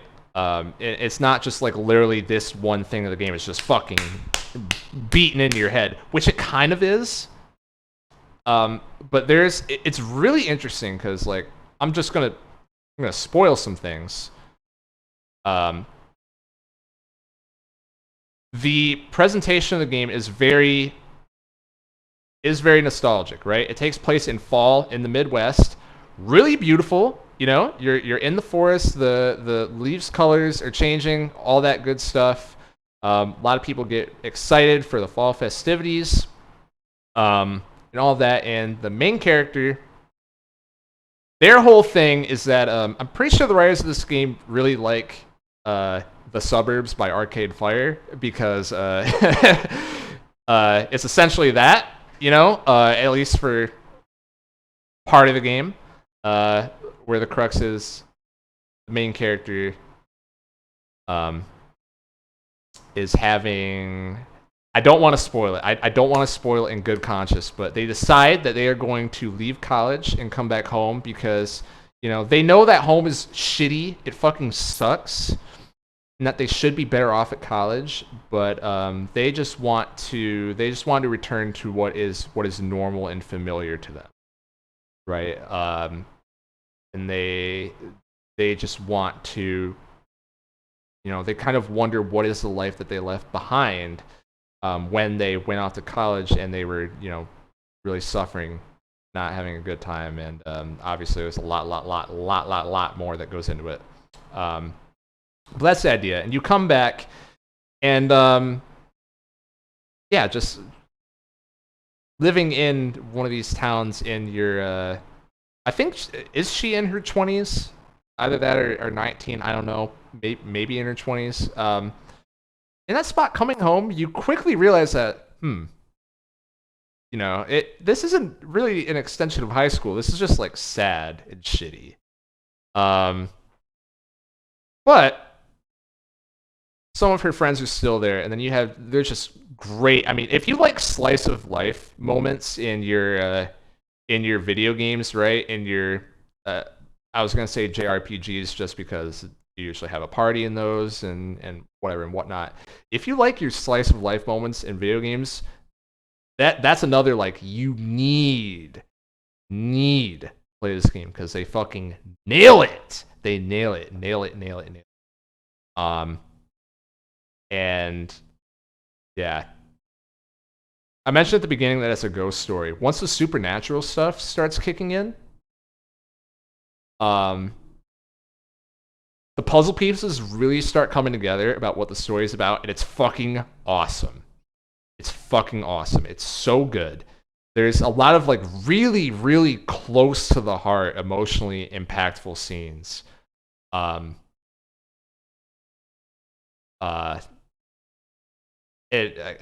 repeat the point again. Like they had to have some balls to write some of these scenes, such as you know, May encountering the black goat for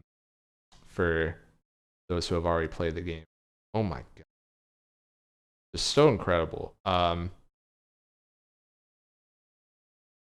terms of gameplay, the game is how I pitch this game to people is like, what if Life is Strange was good? Now, granted, I did rate Life is Strange in 2020, or I played it in 2020, so I rated it. I think I gave it a 6. That sounds about right. But like, so I'm not saying that Life is Strange is a bad game, but like, what if that, but like, really, really, really good? You know? Shit, that sounds so up my alley. Dude, you're gonna like it, I'm telling you. There are some gameplay elements to it. Like there's actually pretty competent platforming. like there aren't like platforming challenges necessarily, but moving around with May, the main character, is pretty fun.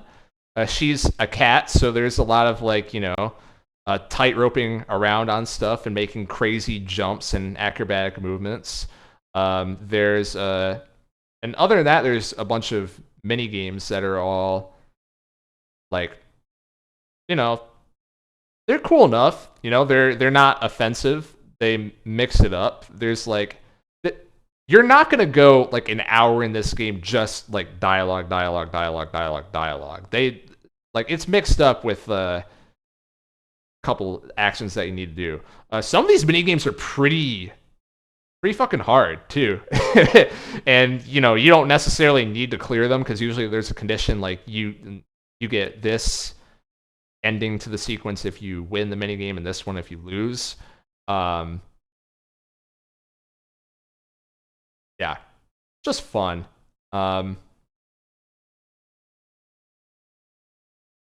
It's just fun. Like,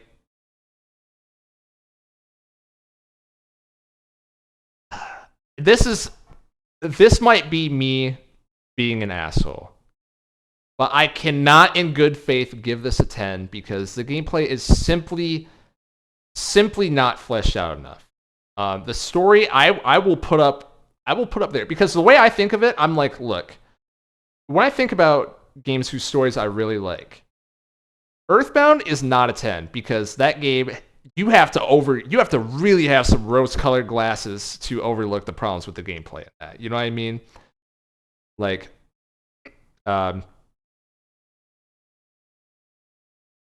spoiler for later in the stream where I'm going to talk about my top 20 list. But a certain Pokemon Mystery Dungeon game that I really like.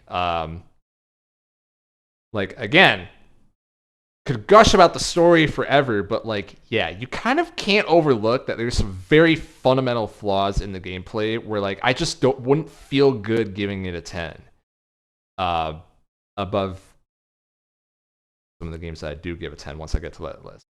But this is definitely a solid 9 for me. Night in the Woods. That's that. Great game. Celeste. Now, this is where the hot takes start coming in, so I hope you guys are ready. This is where everyone's going to click off the stream. Celeste is a did not finish, folks.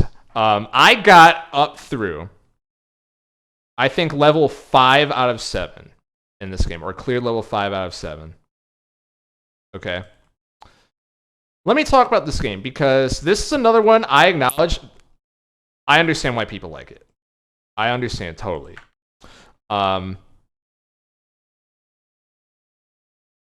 This game fundamentally is not for me. All right. At its core, I stopped after I reached the summit. I heard there was more after. Yeah, all the challenge levels, then the super challenge levels, I think is what you're talking about. Yeah. So here's my thing. When this game was pitched to me, why did I try this game? Because everyone told me that the story is good, and it's one of those, it tells it elegantly, through the use of gameplay and all that stuff. I've been told the controls are really tight. I've been told that, yes, the game is hard, but it is forgiving. There's very generous checkpoints and all that stuff, and the game encourages you to keep going. That's part of the whole shtick of the game. So my evaluation of that. The controls definitely feel good. There's no denying that. Very, very, very solid. Okay.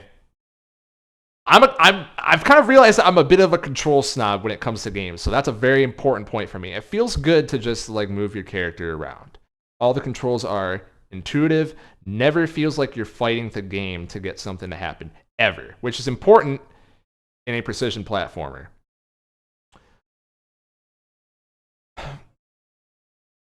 Now, the part about it being forgiving on death, I'm going to have to strongly disagree.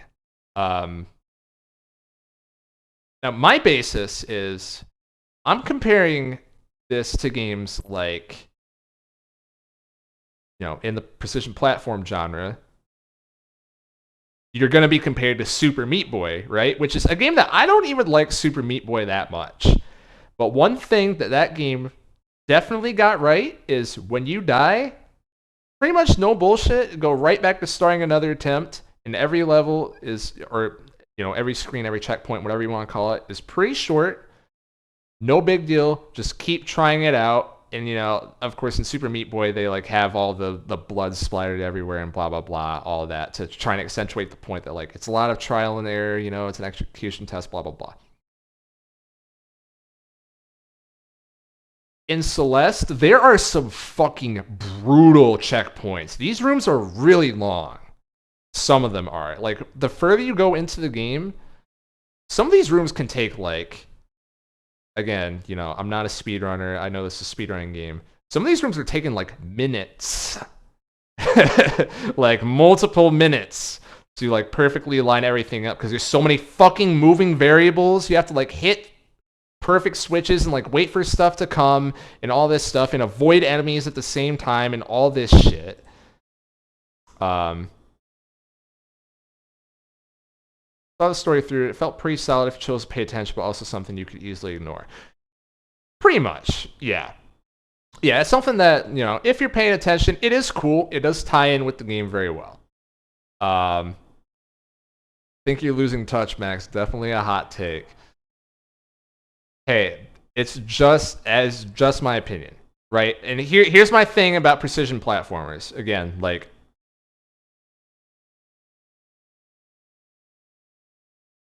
I think this is what bugs me about this game. It's that when I clear a challenge in this game, okay, when I finally get through one of these fucking bullshit ass bosses with no checkpoints, okay, or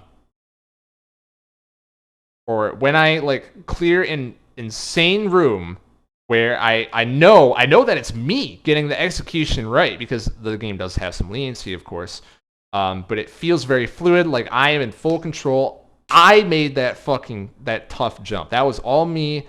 That was me. I persevered. I did it.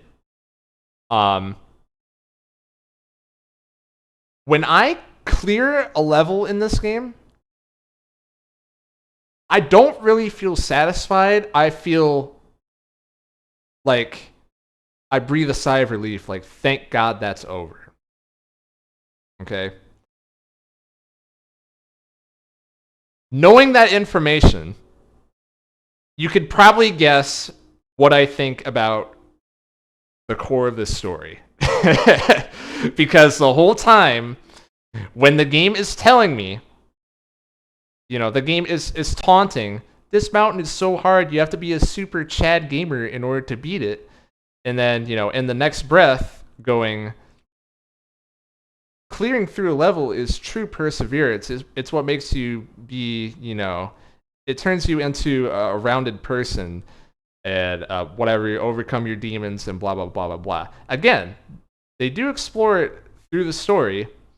And if you are someone who feels that way about the level design, I'm sure it's pretty badass, because that's the angle they take. Unfortunately, I just don't think I just don't think the level design's fun. I'm sorry. I don't think it's fun. I don't think it's fun. And if I don't think it's fun, it's not fucking satisfying to beat the goddamn level because I'm not having fun. And that's really the core of it. And also on a personal level, this is another me thing. I disagree with the principle that the only way... Hold on. Let me read some of this. It's white on white text. I'm going to agree that some rooms are long, but not inexplicably long is all acceptable. That's how you felt in Super Meat. Yeah, so that's how you feel about Meat Boy. We're just opposites there. Like... The thing is, the story, there's a point where, like, it really drives home the point that, like, you are looked down upon if you are a quitter, okay? Even though the game will say in text that that's not what it means, it's what it means. You know, everything about all the subtext in the game points in the direction of like, don't quit. If you quit, you're a fucking loser, baby boy. Don't quit. Don't be a quitter. Beat the game. Okay? And then tying that into mental health, saying you just have to try, and you're going to push through it. On a personal level, I really dislike tying this concept to beating a video game.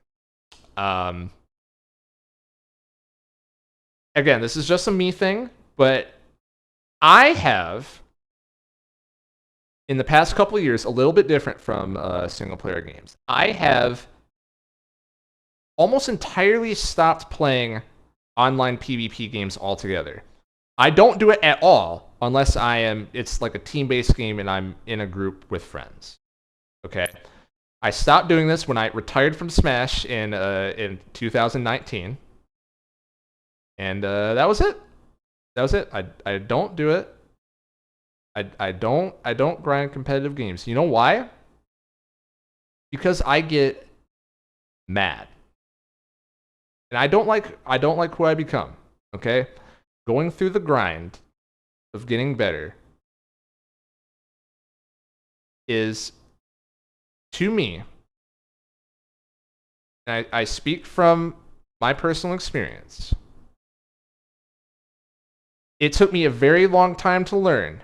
I did genuinely have fun when I grinded PlayStation All-Stars Battle Royale in 2012, 2013, 10 fucking years ago at this point. Ever since then, I have been trying to chase that high of the enjoyment I had with that particular game at that particular time in my life. And in the long run, enjoying the grind itself, right? Because Smash players especially will tell you, you know, the grind itself is what is enjoyable.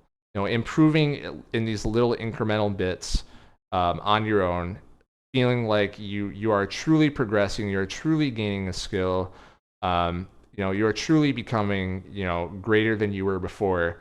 All of these things conceptually, it took me way too long to learn, but man, it just does not it does not do it for me anymore. I don't know why. I don't know why. And I've tried other games aside from Smash as well, competitively. Like, you know, I've tried a couple different genres as well as like diving into speedrunning and all that stuff over the years. And I'm gonna be honest, man, none of that was ever fun. It was never fun. It was never satisfying. I never felt like I was becoming a fucking better person by going through the grind ever. And it just made me mad. It just made me mad when I didn't succeed. Why am I putting all this time in to not win?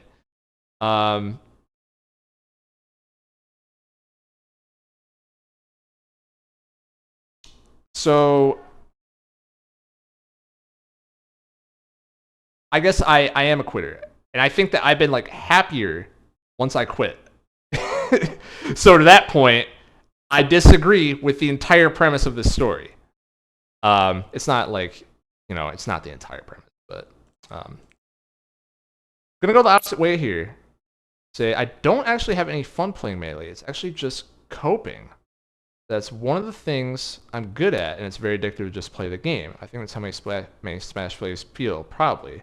Most people do not actively have fun playing competitive games, at least. I doubt it. Never really thought of it like that, to be honest with you.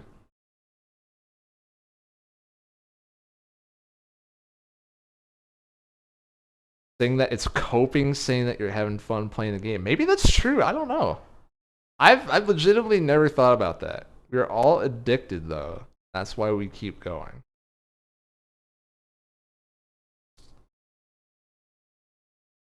Yeah, I guess like the however you want to word it, you know, the addiction to competition, to achievement, to whatever the growth, that whole aspect of it. And again, like all three of those things, I'm at a point in my life where I do not look to do video games for that. You know what I mean? Like, I get that from real life. I'm happy to say I've reached a point where I just feel like that in real life.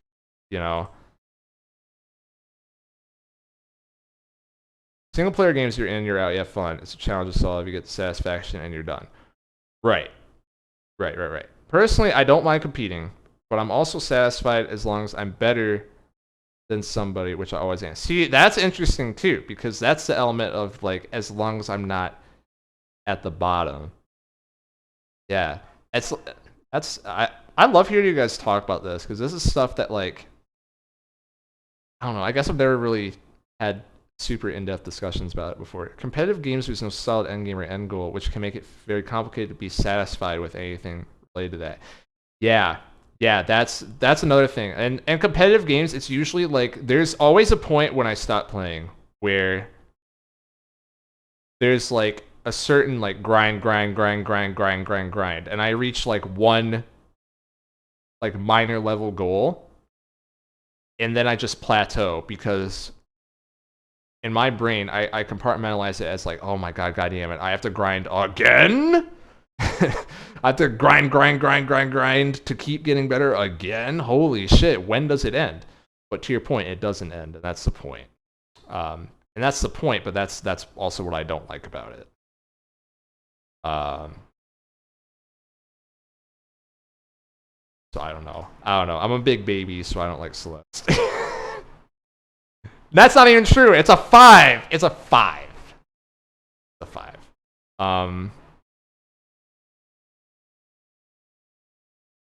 Yeah, but obviously just like very personal reasons why I don't connect with this one. I can see why people think that game's a 10, for sure.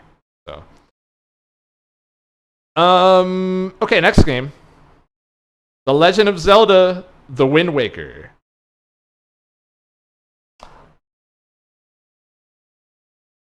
All right, let's move the rest of the list up. It's a 10, just not my 10. It is a 10 for some people. And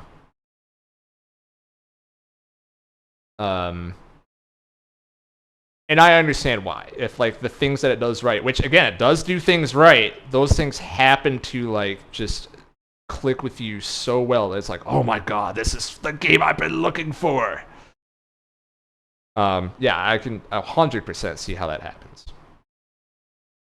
Okay, Wind Waker.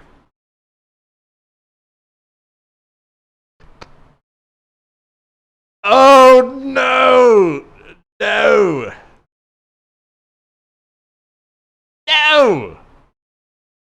Folks, I'm sorry, but notice how when I was talking about Twilight Princess, I did not talk about this game. I talked about, comparing Ocarina of Majora's Twilight. Which one would you play first? Don't play Wind Waker first, because to me, I'm sorry, I'm gonna have to put it in below average. Now, I want to like this game. I want to like this game so much. I want to like this game so much. The ending of this game is awesome. It's so fucking cool. The like everything about like the final dungeon and the all the final Ganondorf fight, and then leading into the end cutscene, how everything ties together. Ganondorf and the king both fuck off and die, and Hyrule is dead. How badass! How badass of a statement to make, coming fresh off the N64, of saying, we're gonna make fuck everything you know about Zelda. We're making a brand new. We're shaking the formula up. We're making a whole fucking huge ass open world in 2002. I think this game came out, or 2001. Like, this is going to be the most craziest, biggest thing you've ever seen. It's going to be all about exploration instead of, linear dungeons and just, like, transparently traveling through the world.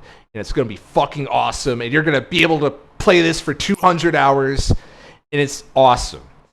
That's what they thought the game was.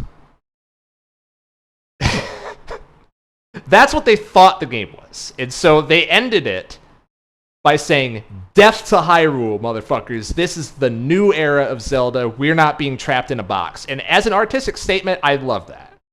It's awesome. Okay? Here's the problem. The sailing is terrible! Terrible! Oh my god! What the fuck? I was not expecting the sailing to be so fucking bad. Holy shit. Holy shit, it's so bad. I was shocked when I realized, like, wait, hold on. So, you're slow as shit. It takes, like, 5 minutes to get to the next island. And you have to, every single time you want to change the wind, you have to manually go into the menu, get your Wind Waker, put it on your hotkey, pull out the Wind Waker, take 5 seconds to do your song, to pick the right song, then wait for the fucking compass to load, pick what direction you want to go, then wait through another 5-second cutscene as it's done. Then you have to wait for the goddamn fucking boat to turn around, which takes forever. Then you can start sailing again, and you're still going slow as shit. Okay? That's the start of the problems. Then, at some point during the game, I was like, you know what? Maybe every time I have to traverse across the open world in this game, it can just be a bathroom break. So I tried to just, like, hold the sail down, have the sail enabled, just stay in a direction, and, like, hopefully this takes me close to the island. Which, by the way, you do not have a map by default in this game. In order to unlock the map, you have to do, like, 10 billion fucking side quests for random spots that you have no possible way of just knowing where they are on the map in order to unlock various sections of, like, the map. There are certain landmarks that get pointed out to you once you reach them the first time. But the first time, you're just fucking off, and even then, you have to know where everything is on the map for the searching for the Triforce quest. Just wait till I get to that part.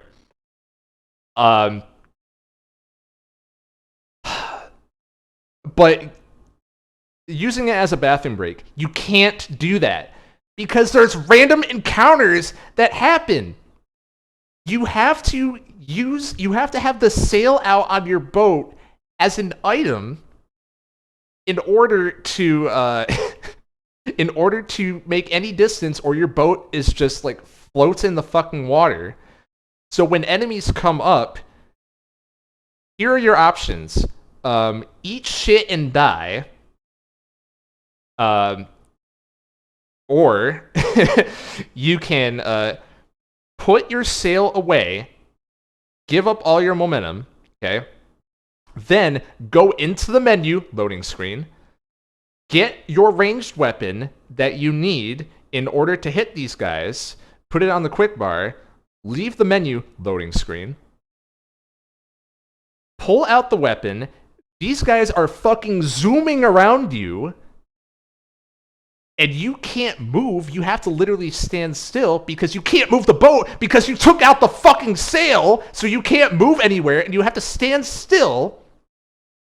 If they hit you at any point while you are aiming your weapon, and aiming in Zelda games is not good, not in this game at least, they fucking butchered the Z targeting in this game, you get knocked out of the fucking boat. You have to spend 5 seconds getting back in the boat. Then you have to go back into aiming, figure out where the fuck they went because you lose track of them as soon as they hit you and they swim off to somewhere else. But you can't just sail away because guess what? They're gonna hit you again!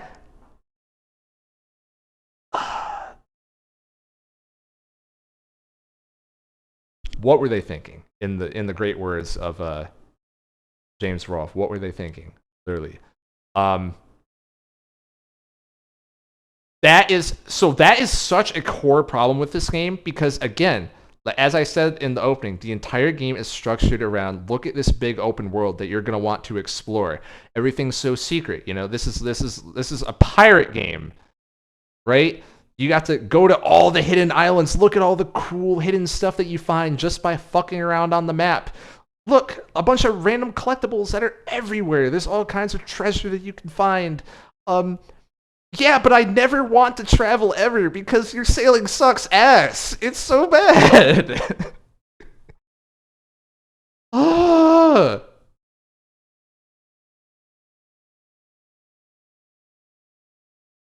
Okay, so that's part of it.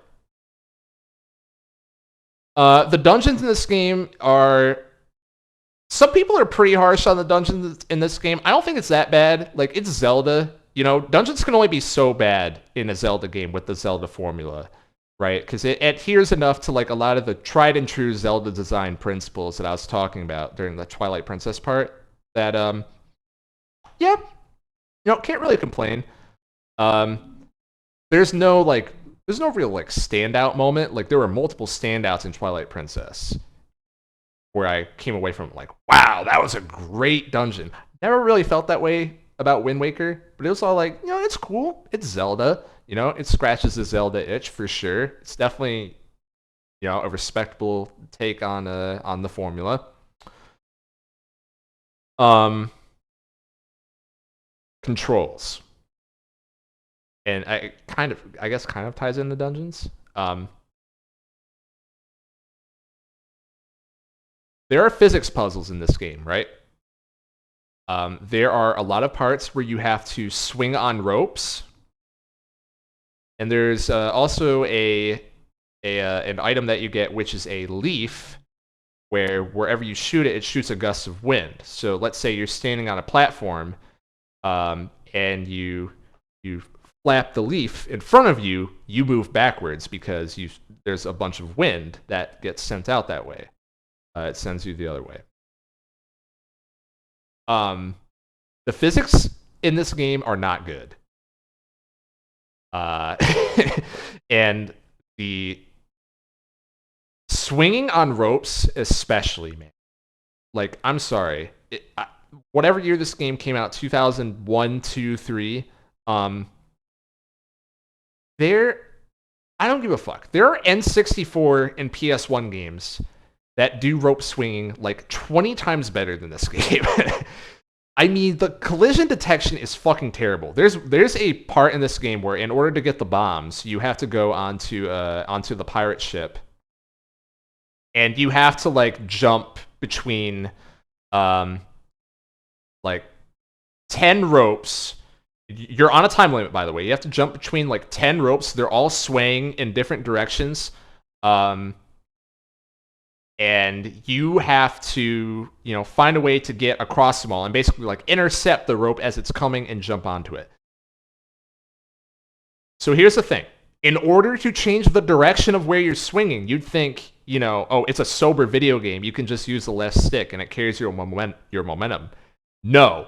You have to press a button to stop your momentum and make the rope go back to just a dead stop. Then, because you probably grabbed at the top of the rope, you have to shimmy down to the bottom of the rope, which takes forever. Then you have to turn around slowly to the direction where you want to be. Then you have to start gaining momentum again, and then get the pendulum going. And then jump. And then there's the smallest hitbox in the fucking world to grab the next rope. I mean, if you're even a little bit off, fuck you. Start all over again. That section is so bad. It's so bad, in fact, in the HD version of this game, they completely overhaul how rope physics work entirely, to where it is completely unrecognizable. Like, they knew that section was fucking dog shit. But there's a lot of little things like that where it's like, why are you having platforming and physics puzzles in Zelda? You know, in this type of Zelda game, just does not mesh well whenever they do that. Because again, a lot of the game, it's like, okay, you know, cool, Zelda dungeon design, all right, they're doing things right. Oh god, a physics section. Oh god. Oh no. Oh no. They're trying to be adventurous. Oh shit. Uh-oh. I'm gonna be stuck here for the next half hour. Oh god, not a hell section. Um the story in this game is really good. I talked about the ending. I think in general this story is good. The Tetra is awesome, really awesome. Link is awesome. Who it's an alternative take on like how you're gonna do a sequel to Ocarina, where again the idea is everyone thinks that like Ocarina Link is like basically treated as like a deity figure almost in the current like post-apocalyptic Hyrule, in which the sages in their infinite wisdom flood the entire fucking world, and they're like, hey, maybe like don't go back to Hyrule and like let's like keep this Ganondorf guy trapped inside there, because you know that was like what Link wanted in Ocarina, or what Zelda wanted. I don't know. I guess what they both wanted, whatever. But Link is such this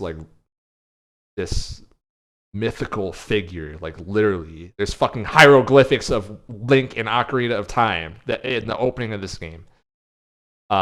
And there's like a ceremonial thing. The whole prologue of this game is a ceremonial moment where when every boy turns a certain age, they get Link's green tunic from Ocarina of Time. And so, you know, the Link you play as, he's like, whatever, I'll wear these fucking pajamas, whatever, grandma. And then he happens to, you know, be wearing that when his adventure starts, so he just never changes his clothes.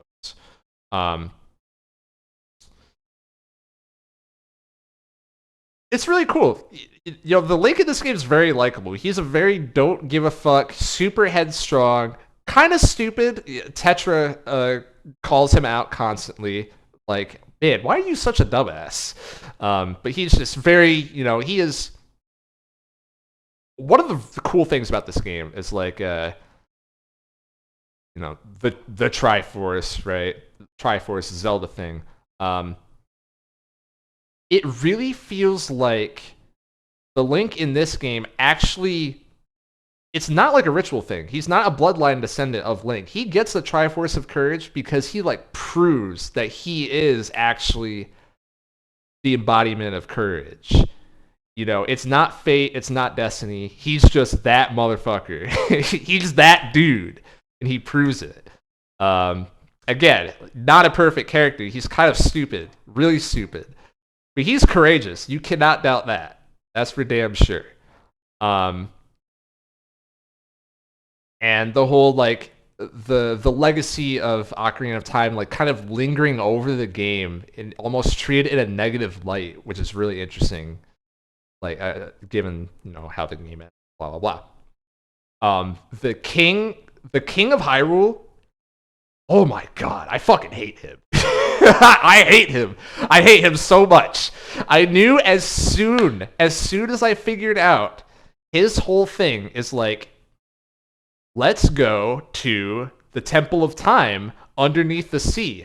As soon as the fucking ship takes you underneath the sea to the Temple of Time, and it plays the same, like, this awesome remix of the song from Ocarina, I'm like, oh no, something really bad's about to happen, isn't it?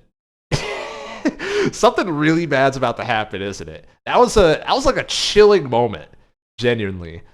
And yeah, something bad did happen because the sages had, you know, one wish. Hey, leave Hyrule alone. Don't try and bring Hyrule back. The king, who was cursed during this moment, turned into a boat. He says, that sign can't stop me because I can't read. And sends Link off to collect the Master Sword, which is hilarious because Ganondorf explains very explicitly, like, I think even at the start of the game, I have no actual powers until you have the Master Sword. Like, he says that. And the King of Hyrule is like, yeah, but like, what if you took the sword and you used it to beat him? Because that's what you did in Ocarina of Time. Like, God damn it. And then he turns Tetra and just ejects Tetra from the story because, like, no, Tetra, this is lame because that's not how it was in Ocarina of Time. We're going to make you into Zelda. And then also, you're going to do nothing because we have to protect you for the rest of the game. And of course, she gets captured. God, the King of Hyrule is such a fucking asshole. But that's why he's well written. You know? Like, and they acknowledge that he's an asshole at the end of the game, which I was kind of afraid they wouldn't do. So yeah, really cool story. The other half of this is that Ganon as well. If you like, there's a lot of like cool little details about Ganon, who in his situation, talking about John Bassan earlier, Ganondorf, another one of these characters who's just like thrust X amount of years into the future, into the post-apocalypse, and he still thinks that like he's living in the same world as Ocarina of Time. So a lot of the tactics that he tries, like he has the foresight of knowing like, okay, this guy is wearing a green tunic, I'm not going to fuck around with him, you know? Like, this guy's an actual threat. He takes you very seriously. But the way that he goes about it, it's as if he's fighting Ocarina Link, and he's still, like, living in a different world. The first thing Ganon does when he comes back is, like, tries to build a fortress, tries to build Ganon's castle again, essentially. Which, like, how much of a point is that when you're on a tiny-ass fucking island, right? They're like, he's building a land fortress on an island where the fortress is covering, like, the entire mass, It's just little details like that are very, are, like, really cool things if you pick up on them. And, yeah. So everyone's stuck in the past in this game, and to beat the game, you have to tell the crybaby game journalists and players that we're not just gonna rehash Ocarina of Time for the Zelda game on GameCube. We're doing something different, and you're gonna like it. Again, really respectable that they would do that. But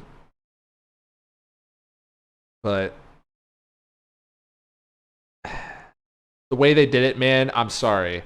Like, this game came out 10 years too early. 15 years too early, proven by, Breath of the Wild, which is like...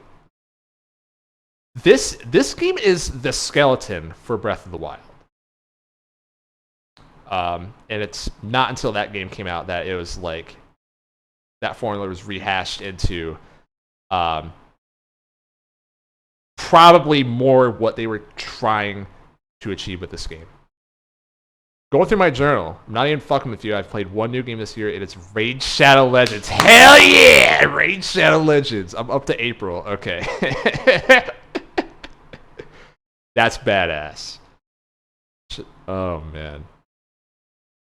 The other thing, I have to mention about this game is that the fucking Triforce quest, dude. This is one of the most egregiously bad. This is another thing where, like, in the HD collection, they, like, root this from the ground up and completely redo it because they know this was so terrible. It's like... So remember when I said You have a giant map of this huge open world. A lot of it's just empty. There's nothing. You have to like sail for 5 minutes to get to the next island. And nothing is marked on your map, basically. What if I told you you have 7 separate fetch quests in which there are 3 parts to it? Number 1, you have to find the NPC that gives you the fucking mission. And that could be anywhere in the game. Anywhere in the game. Like any town that you've been to or any of that. Anywhere. So you find where that is. Then you have to find where the actual Triforce piece is. Some of these are in just the most mean-spirited spots ever. Ever. Or, sorry, I'm skipping a quest. Skipping a step, rather. Before the Triforce piece, the next step is you are getting the scroll, or whatever they call it. That's the thing that you find once you get the quest. The quest gives you a rough location on the map. Of course, it doesn't tell you exactly where it is. Of course, it doesn't mark it on your map like a sane game. It just tells you a general area where it's at. And the game's thought is, well, if you've been exploring the map and you know where these landmarkers are, if we just tell you it's by X landmarker, then you know where it is. And you can just look for it on your map, and you could be a pirate. Yeah, except you don't make it very easy to do that. So people aren't going to do that naturally during the course of their playthrough. So I digress. You do that. You get the scroll. You have to have your scroll translated, and that tells you actually a lot more specifically where the Triforce piece is. By the way, you can't go out of order. You have to get the scroll or the Triforce piece doesn't spawn. So don't think you can get away with that. When you get the Triforce piece, you have to talk to Tingle.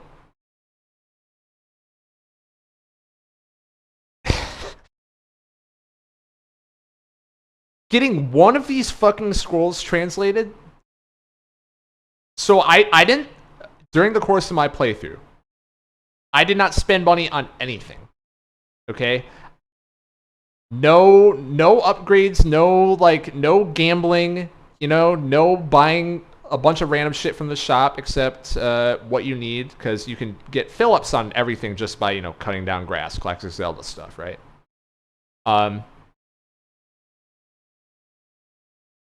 Getting one scroll translated from Tingle takes up like 40% of the rupees you collect in the entire game up until that point. You have to do this 7 times. So I hope you like grinding for rupees for 20 hours in order to progress through the game. What the fuck is wrong with them? And then once you do that, you go and collect your Triforce piece. What the fuck is wrong with them? And of course, the entire way, you have to travel through the whole map. So you have to go back to the boat! You have to go back to the boat every single fucking time! I'm gonna lose my mind. Honestly, man, without the Triforce quest, this game is probably a 6, because the story really buoys it that much for me. A 6, if not a 7.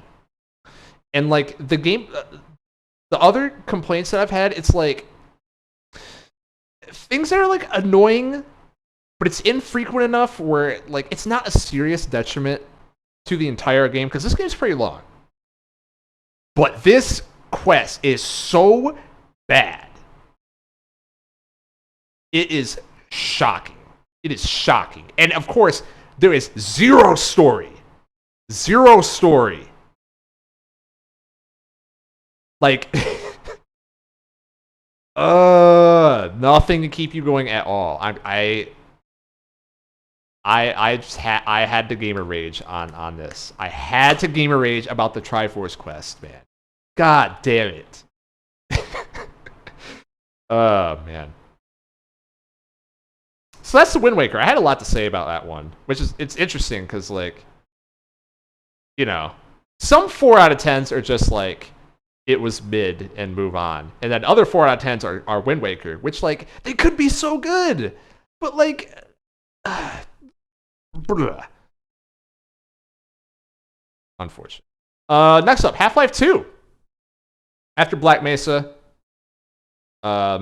course, I had to go back and play Half-Life 2, as well as I'm lumping in Episode 1 and Episode 2 in here as well, which are the 2 expansions for Half-Life 2. They're effectively expansions. You buy them as their own standalone games, but they directly follow the end of the story of Half-Life 2.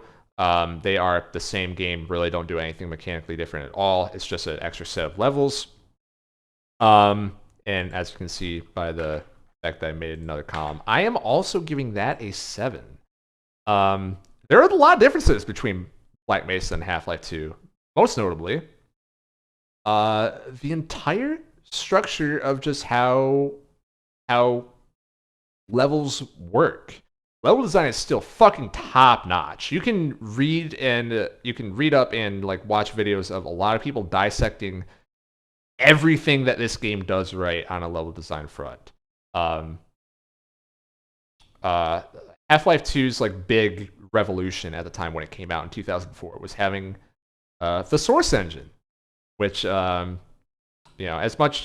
easily as it is memed on over the years, right? Just the various hijinks that you do in Gary's mod and all that good stuff. The Source engine and how physics interacted was fucking crazy. Like so far ahead of the curve, where it was like it was very novel and just like unbelievably ahead of the curve. I think I already said that. Now speaking of physics puzzles from Wind Waker, the physics puzzles in this game are good. Maybe a hot take. There's some of them that are kind of eye rolly, like, yeah, okay, dude. Really, you want me to do that? This is just a fun game. Like Half-Life 1, I was saying it leans into horror a lot, really heavy on the atmosphere. Half-Life 2 is a lot more of a fun, from the ground up, it is a fun ass sandbox. You still have a lot of the guns from Half-Life 1. Some of the more like broken late game ones you don't have access to. But you're all of your staples, everything that you would want, everything that you would ask for to have in an FPS kit, it gives to you. In addition to the gravity gun.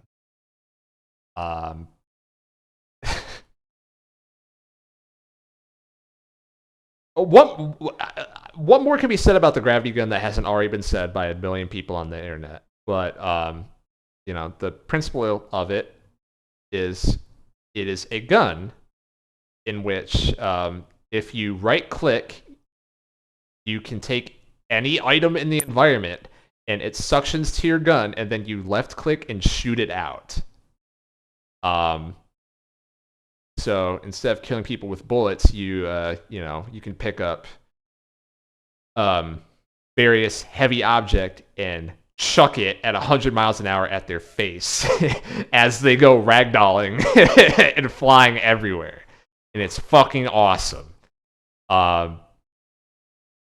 So awesome. The environments are so good. So good.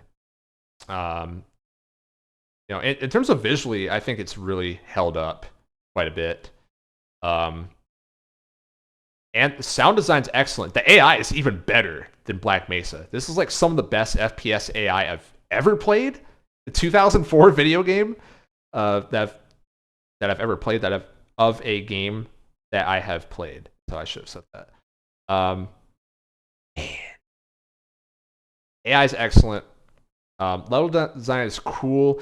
This is kind of a hot take for people that are more familiar with this game. I love the vehicle segments. They're fucking jank. Okay, they are jank. They feel so out of place in this game. They are like oh my god, the handling on the vehicles is terrible. It is terrible, and the controls just simply don't make sense. The acceleration is not very logical, how you think that cars should work in a video game and stuff like that. Well, you know what they do, man? They give you a path to drive your car on, and then they put a bunch of enemies in front, and then you run into them, and then they fly off your windshield and go to the side.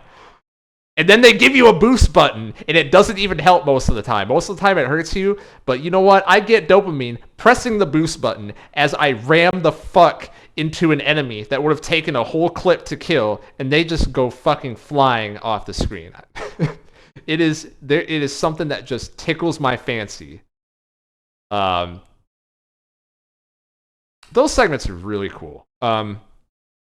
There's also among other gimmicks of the game, there's some like parts where you're gonna be ambushed in a spot where you're standing, and you have to set up turrets at certain choke points, and you control the other one. And occasionally they'll knock down the turrets, so you have to have attack 2 choke points at once, and then maybe like find some time to put the turret back up and whatever, or improvise, throw out just your random like crowd control, like chuck a grenade at one of the sides. It gets really hectic, really frantic, and you have to just manage everything all at the same time. It's really cool. They mix it up a lot. They try a lot of different things. There's some like Left 4 Dead sections in this game, which obviously this game came out before Left 4 Dead, where it's, you know, you and your ally are standing at a point waiting for an elevator, or you're waiting for help, or blah blah blah, and you are just fighting 10 million enemies. And of course they give you a lot of ammo, you know, that's not going to be an issue. Just like shoot. And then these spots never feel like they overstay their welcome at all, much like in Left 4 Dead. You know, it feels like a cool climax to the section that you just went through.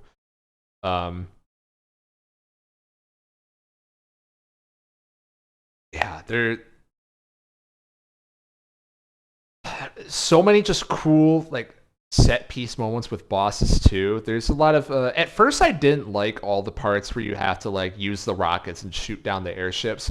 I kind of grew a soft spot for it near the end of the game, because damn it, it's just cool. It's just cool. This game's just cool. It's about being cool and having fun. It's about being cool and having fun. And fucking around in this video game sandbox, with it's a sandbox with actual like attention to detail, craft, and care. You know, awesome. Some negatives, I would say, like I said before, the atmosphere is definitely not as strong as Half-Life 1 at all. At all. The story is, I mean, basically same problems I had with Half-Life 1, where like they present a lot of, you know, ideas that are like, ooh, look into this, you know, oh my gosh, look at all this this charged imagery, but they're not really actually saying anything. So, you know,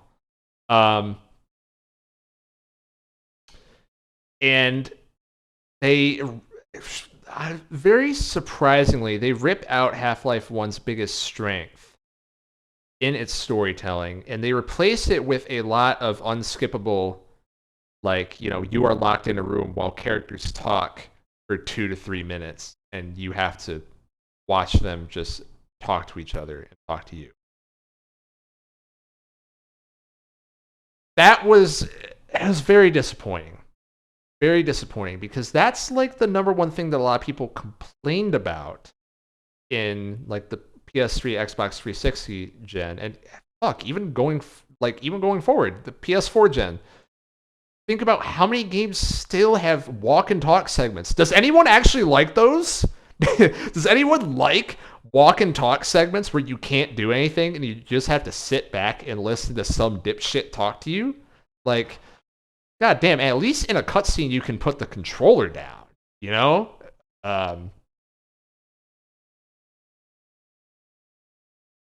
So I don't know. Taking away the biggest strength of the story and keeping all the weaknesses, basically, I don't know. At this point, I already accepted that Half-Life is Mario. So didn't annoy me that much, but like comparing it to Half-Life 1, what it does better and what it does worse, in my opinion, it pretty much averaged out to like the same thing for me. And the other thing too is this applies to both games. Probably the number one gameplay issue. It is really, really, really, really easy to soft lock yourself. Granted, you can make quick saves. There's like a million save slots in this game, so you can just quick save whenever you want. But you can potentially checkpoint yourself into some fuckery. If you go into a room and you happen to have like 1 HP, spoiler, some of these fights you are not meant to no hit. So you're basically fucked. You just have to reload your save over and over and over and over and over and over and over until you get lucky, essentially. And then you get past it and then it gives you health right after that. But like, it would have been nice if I happened to have an earlier save, which again, you can remedy that by making your own save all the time, but like, I don't know. Maybe it's just like I didn't grow up with that era of PC gaming, but I don't naturally do that. You know what I mean? I found pretty often I was like fucking myself. I was like, oh, here's an unwinnable room. Fuck.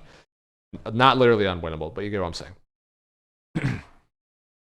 Fully through my journal, I played 2 new games this year: Raid Shadow Legends and DMD Explorers of the Spirit. I was more of a show person this year. I watched like 12 new shows I'd never seen, 6 old ones. Nice. By the way, I saw what you said earlier about like why do you think Explorers of the Spirit is an 11. I can talk about that at the end. But yeah, that's Half-Life 2. Half-Life 2 is another one of these like, it's just so important to video game history that you should play it. And like if you've ever been on the outside looking in on just like video game discourse and everyone being like Half-Life 3 is like the most hyped up game ever. Even me, who does not really care for the story of these games, I saw the ending of Half-Life 2 Episode 2. I was fucking irritated. Not because that ending is bad, but because I know that there's no Half-Life 3. And so as soon as I saw the credits start to roll, I said out loud in the Discord call, that's what they left us on? That's what they left us on? That's how they ended the series? I was fucking pissed. Because, you know what, damn it, even if it is a Mario game, that doesn't mean there's not cool stuff that happens, you know? There's still cool moments. And yeah, it's unresolved. Unresolved is putting it lightly. There you go. Half-Life 2. Next game. PlateUp.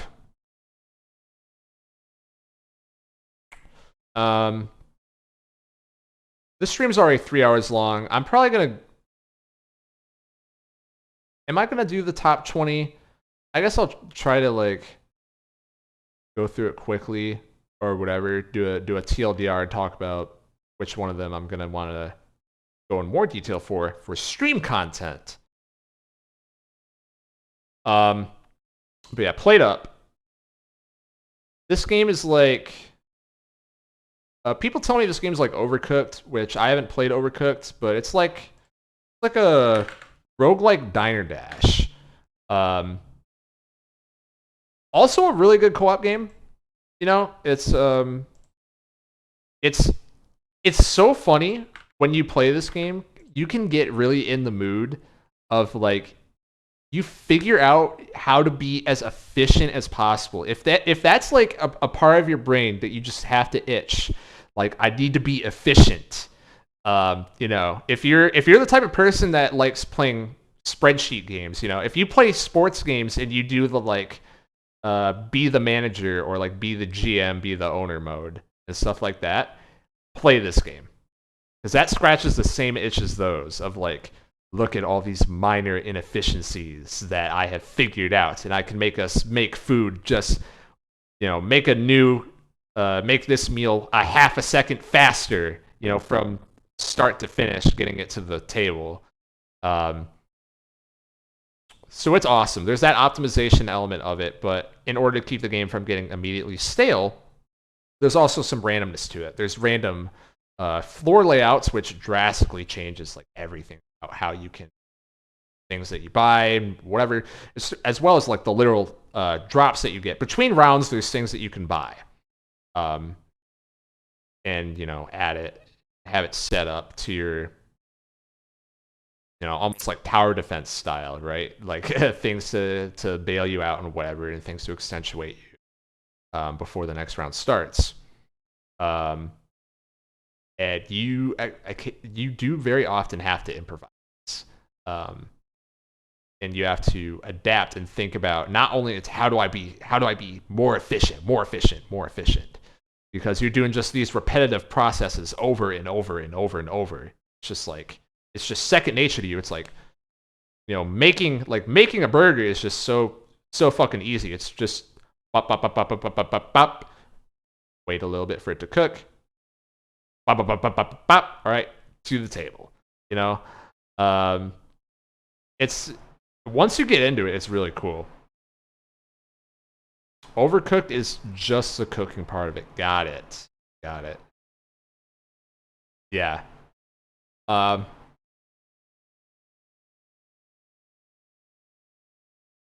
Yeah, I like it. It's I put it as a 7 because I think that like there is an element of I don't know how to word this, but it feels like the game gets solved very early. Because while there is randomness, there's like certain core principles that kind of always stay true through the game, where it feels like every run has. You may have different power-ups, sure, but you have the same like skeleton that you have to work with. Now, unlike a Super Auto Pets, which I talked about earlier, in my opinion, there's not that much room for creativity and like, let's take a risk and hopefully we get a good drop next round that'll bail us out. You can't really do that in this game. So it does get, I think, a little bit formulaic, and that's the main thing holding it back. And what BP is saying, level design's more of a focus in Overcooked. I might like that game more. I don't know. But having 3 people, right? You have like 2 servers and 1 guy in the kitchen. I'm telling you, great co-op game. Just to get the, if you all have brain spiders for efficiency, and like let's crank out some burgers, some steaks, some whatever. Hell yeah. That's played up. Pokemon Black 2, White 2. So speaking of Pokemon, I when Scarlet and Violet came out, I saw a couple clips on the internet of the game's performance. I did also watch a full playthrough of it. But when I saw the gist of the game, there's a couple things that I heard about Scarlet and Violet, such as there is no level scaling in the open world, and just any clip at all that you would see posted, and the fact that there is a memory leak that causes the game to crash after an X number of hours, and all that good stuff. I was like, you know what? Let me play a Pokemon game that I'm from, that I'm pretty sure I'm gonna sound like the biggest boomer of all time. Back in my day, Pokemon had quality control. So I pick what I thought was my favorite Pokemon game going in. Pokemon Black 2 and White 2. I think that was the peak, and then of course the year after was X and Y, and the rest is history.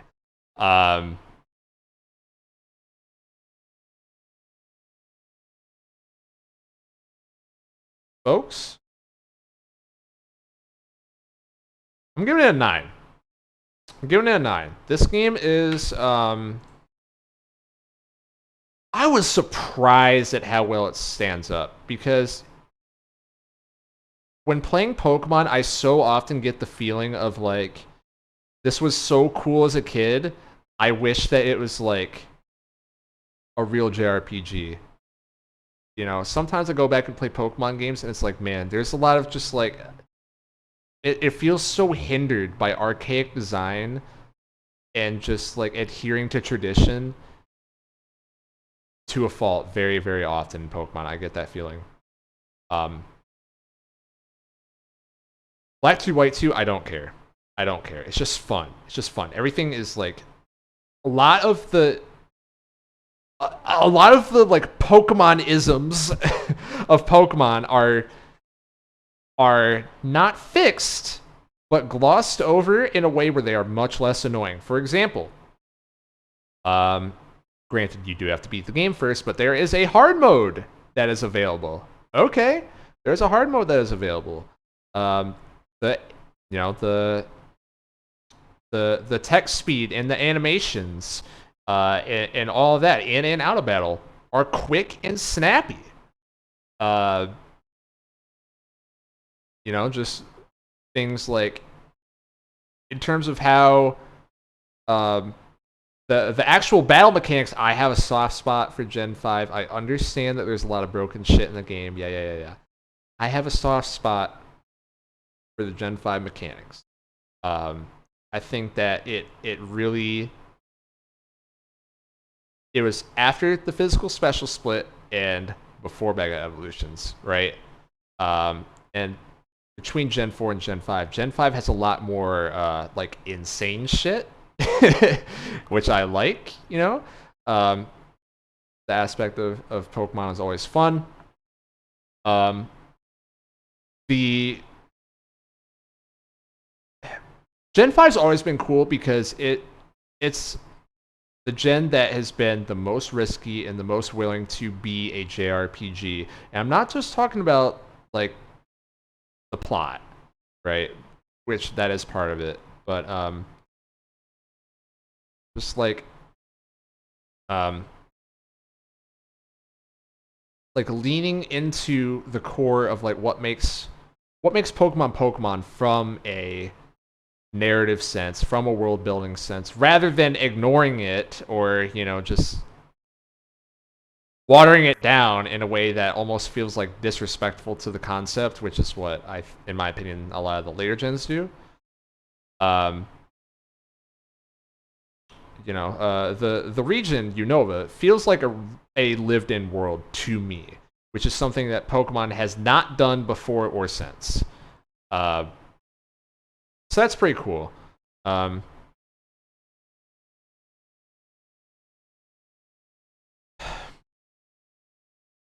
Visual and audio design, no complaints at all. This shit is peak and has aged really well, except for the font. The font is hard to read on if you don't have resolution that is either like the DS size or like a scale of that, or even downscaling it.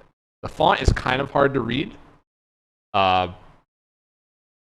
Other than that, there's so many just little cool details.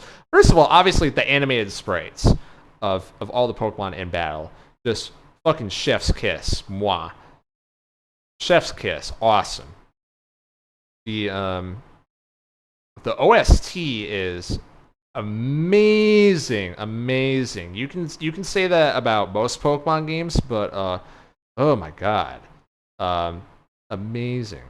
Just got here. Could you start from the beginning? Yeah, give me a second. Um, then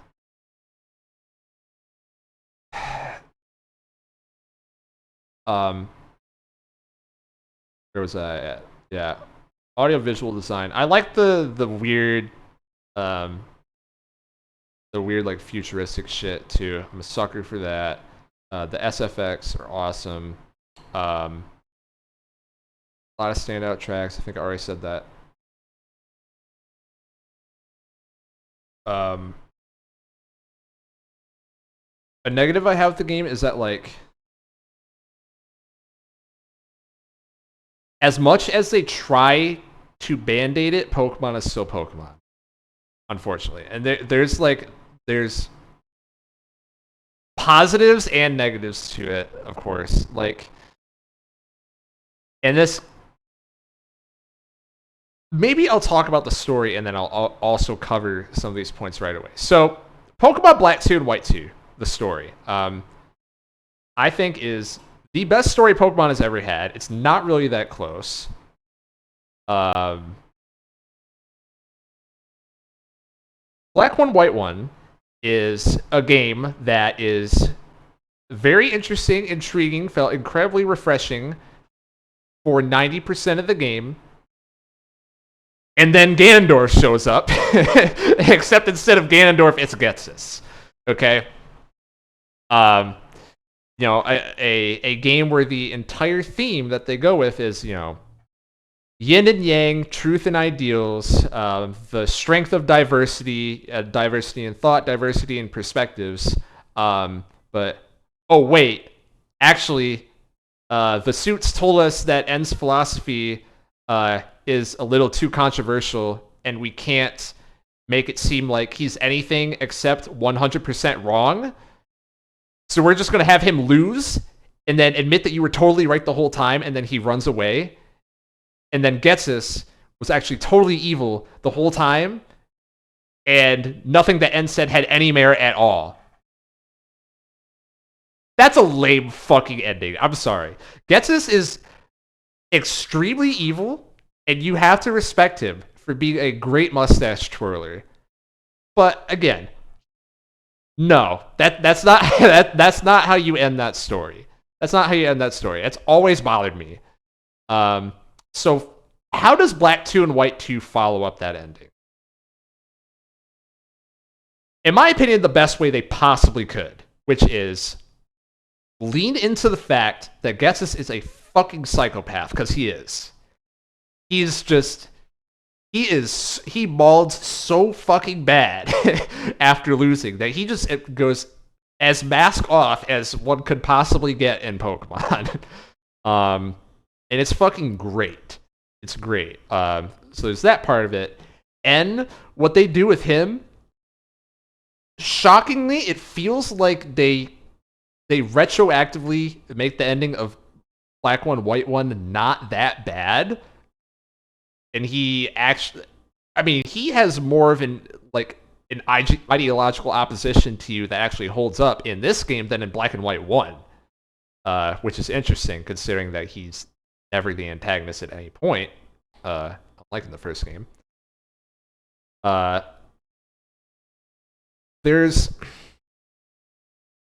and just really like a lot of the themes on the first game are still touched on, right? But I think done in a way that makes more sense, again, because like the ending of the game isn't weighing over it. There's like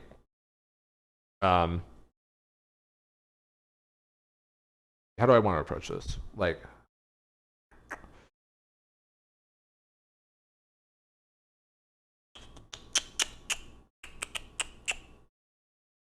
I guess let's talk about Colress, right? Colress, kind of lame, you know. Like the first time you see him, you're like, oh, okay, you're in Team Plasma, you know. And that's another one where they try and like sell it off as a twist near the end of the game, but like, come on, dude. Colress is a dweeb. He's kind of lame. He is but he is what the game represents. I do respect that like he is a character that exists in this game. And it's funny because, you know, N, the way Black and White 1 presents itself, is supposed to represent all that stuff, you know, yin and yang, diverse perspectives, etc. Kolress is someone who actually like is proof of concept of like balancing truth and ideals, which is what the game will tell you is its theme.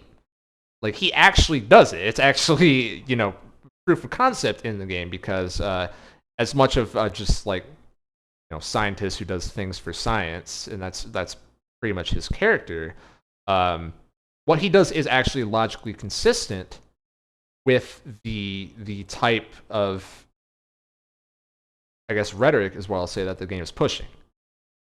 Because he has his theory that he very much believes in, that like, you know, we have to add all of these augmentations to Pokemon and do a bunch of like fucked up shit in order to get their true power out.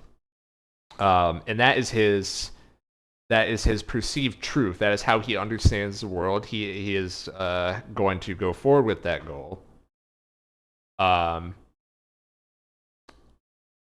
But he is very, you know, he's intellectually curious. He is not closed-minded. He is open to the idea that the power of friendship could be stronger. But he needs to have it proven to him multiple times because, you know, as he fights you and as he sees other people fight and whatever, he's like, yeah, you know what, that's all right. But like, you know, Kyurem White, Kyurem Black, like, come on, man. Like, you ain't keeping up with him, right? That's kind of his stance in the game. Like, yeah, you're getting like some extra power out of your mons. You just wait till the end of the game. And then you prove him wrong, and instead of him being like a big old piss baby about it, he's like, all right, yeah, I guess you were right. And then he fucks off. Which, would it be nice if people did that in the real world, huh? Would that be nice? It's wouldn't that be a world to live in? So that's something that the game kind of pushes, that like everyone has their own, either there's like established truths that are like, these are things that are known throughout the world, and then there are ideals of what the world should be. And the game, obviously the ideals are kind of pushed more through the youth in the game, including most obviously you, player character N, and Iris as well, which I think Iris is pretty cool in this game. She kind of doesn't do anything in Black 1, White 1. So I always thought it was weird when I played this when I was younger that Iris was the final boss of this game. But when you think about it, there's some extra like backstory that they give her. She is, and all the stuff that N says at the end of the game about his thing of like, it is true that I have learned throughout my time and traveling and seeing new perspectives that Pokemon and humans work well together, and blah blah blah, and they accentuate each other. But Pokeballs are still, you know, prison cells. Like, he hasn't changed his mind on that. You know, that's still a no-no. And in a perfect world, we just get rid of that. Even though like Pokemons help humans, which help Pokemon, which help humans, we don't need to have the whole slavery part of it. Like, there can still be that codependence in a way that keeps the whatever. What am I thinking of? The free will of Pokemon more intact, I guess. Which, and most of the game refutes this idea because, again, you know, this has to go through the Nintendo suit, so they're assuring you like, no, don't worry, it's not bad when Pokemon are trapped in Pokeballs. They do refute this one time though. And it is, of course, Team Plasma stealing the Purloin from Hugh. And yeah, that is an example of like, hey, maybe if there weren't Pokeballs, they couldn't steal Mons. Which, of course, that's a shaky, slippery slope, obviously, but that's what he believes in. That's what N believes in. Like, he genuinely thinks that without that, that would solve that issue. And it would, even though it opens up the floodgates to a whole bunch of other, like, well, I don't know about that. What about all these other world building implications? But he thinks that. And the game doesn't just 1000% tell you he's wrong, unlike in Black and White 1, which is refreshing for a game that's supposed to be about different perspectives and who will win out in the battle of truth and ideals and all that crap. So you get to Iris, also someone who grew up with Pokemon. And there's some post-game dialogue between Iris and Drayden in one of those flashbacks, in which Iris talks about how leaving the whatever town she grew up in, the Dragon Town, in order to come to Unova is very different because people back there take it for granted that there are more positive relationships between humans and Pokemon, where it is much more of a, in Unova, it's much more structured, sport-like, whatever you want to call it, whatever other implications you want to dive into. So as champion, her ambition is to make it something that is much more widespread, to have stronger, more trusting relationships, whatever. Sounds a lot like N, right? It kind of sounds a lot like N. Again, watered down a little bit, but it's literally almost like the writers, once they got the suits, told them, nope, you have to make N lose. Fuck this. No, this is not shipping. Kids are not going to be told that Pokemon is morally bad. So they did that. They went back for Black and White 2. They're like, well, shit. We had like a really good idea there, but like, what if we did the same thing, but we cleared the ending with the suits first this time and just made it more palatable? And you know what? I'm fine with that. I'm fine with that. That's fine. And they talk very specifically about the champion position being like a place of influence, right? So that's they make it like as obvious as possible. Like Iris says right before you fight her, like, whose ideals will win or some shit like that. It's like, okay, pretty on the nose. But whatever, it's Pokemon. It's a good game. I think the story is like legitimately good. It's the only Pokemon game I would say has an actually good story. And also happens to have the best gameplay at the same time. So it's a 9. It's a 9.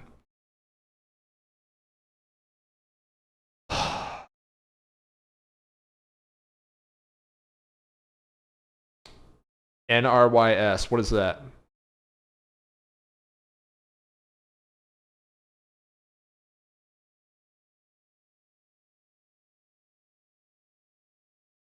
And in conclusion, one last game.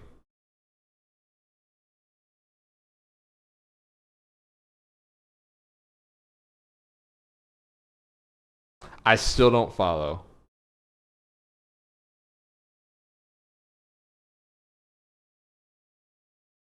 Enrees. Dude, I don't know. Oh, yeah, and then I was going to say, okay. Thank you. Look, I never said I'm smart. I just said I have opinions. Okay, last one, Sonic Adventure 1. What a fucking... This when I played this game, man, I had no idea what I was gonna rank it. I had to think for so long because what a weird intellectually like just interesting game that this exists. Um, I guess before I give the score, I'll say first. A couple years ago, I never played a Sonic game through completion before this year actually, because first Sonic game I played, I think I played Sonic 1 on the Genesis at like a relative's house when I was a kid. I did not like that game. I thought it was shit. And also I played Sonic in the Secret Rings for like 30 minutes around when that game came out. I was like, okay, maybe Sonic just isn't for me. So I played Sonic 1 and the Secret Rings as my introduction games. 2020, I was this was around like when the Sonic movie shit was happening. I'm like, fuck it, let's try the games that everyone says are good. Tried Sonic 1, 2, and 3 again. I did not like any of those games. My main complaint with those games was like, yeah, I get it that it's like level design you can learn, but as I understood it, the whole crux of it was supposed to be like that it's like you're doing a free run, like a run, like in extreme sports, whatever, like you're snowboarding down the hill or you're going on a run and skateboarding or whatever, and it's free form and you gotta go fast and all that shit. But you actually don't. You actually go slow because the game's really punishing, and there's a lot of like tight jumps that you need to make, and if you're not accurate, you just die instantly and all that stuff. So I don't know. There's a little bit of like tonal dissonance there for me. I just never really get into it enough to finish any of those. So it's like, well, fuck it. Let's try the 3D games, even though everyone says those ones are worse. And also, Sonic Adventure 2, which I have not played yet. I'm like, you know what? That's another one of those that's just in the video game canon. Everyone has very strong opinions on it, positive or negative. I have to try it at some point, so whatever. Fuck it. Try Sonic Adventure 1 first. All right. What score did I do for this? Oh yeah. So first, this is a DNF. This is a DNF because I put an asterisk on this because I did not beat Big the Cat's campaign for obvious reasons. I did not beat Big the Cat's campaign, and I did not beat Knuckles' campaign, which is almost as bad. Honestly, it's almost as bad from what I played. That shit is a fucking torture chamber. And then obviously, because I didn't beat those, I didn't unlock the final level, but I watched the cutscenes for that before this stream. I am putting this right next to Wind Waker. Here's the thing. This is another one where, like, there's parts of this game that are really good. I think at its core, the way that Sonic, Tails, and even Amy, how they control is pretty cool. There's a lot of, like, just, like, really cheesy, broken stuff that you can do. And it's like, it feels like you can just break the game in half even if you suck. Which, of course, leads into the main negative, that this is one of the jankiest games I've ever played, period, bro. I'm sorry, man.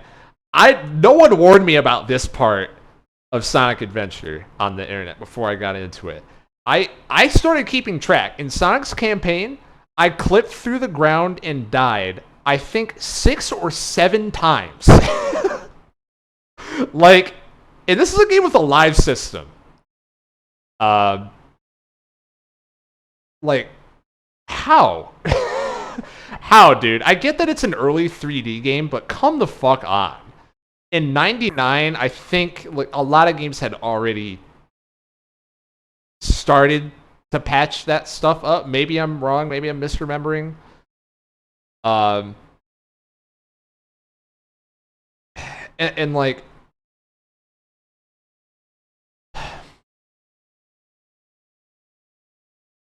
in general with this game, it's like it's really fun. It's just a playground. You're fucking around. It keeps a lot of the good stuff from the Genesis games of like there's so many different paths. It feels very freeform. A lot of different ways that you can go about it, and you are moving fast, right? It lets you move fast. There's not a lot of like reason to ever stop.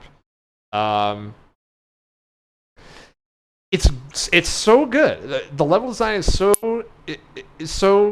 it feels invigorating. It feels awesome until it's not, and that is the worst thing you've ever played in your life. Um, Such as the aforementioned Big the Cat and Knuckles campaigns, which those are just fucking non-starters. How did that shit even ship? Like, god damn. Um, but even some of the later levels for a couple of the characters, like Amy's last stage, what the fuck? Like, come on, man. Amy's last stage and the final boss as well. Like, oh my god.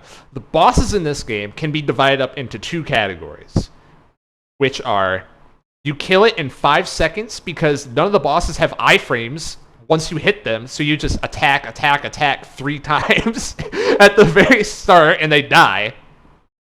Or 2, literally hell.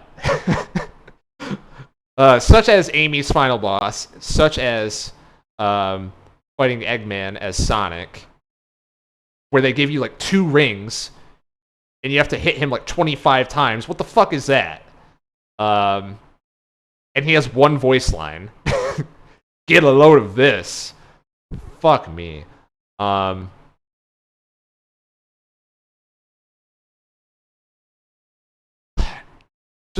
Just what a weird game. What a weird game. Just the core like movement abilities on some of the characters is really fucking sweet. Like I want to like this game so bad. Some of the levels I think are legitimately good, but goddamn, you cannot ignore how fucking like non-functional this game is half the time. You can't ignore it, or I can't. It's like distracting, and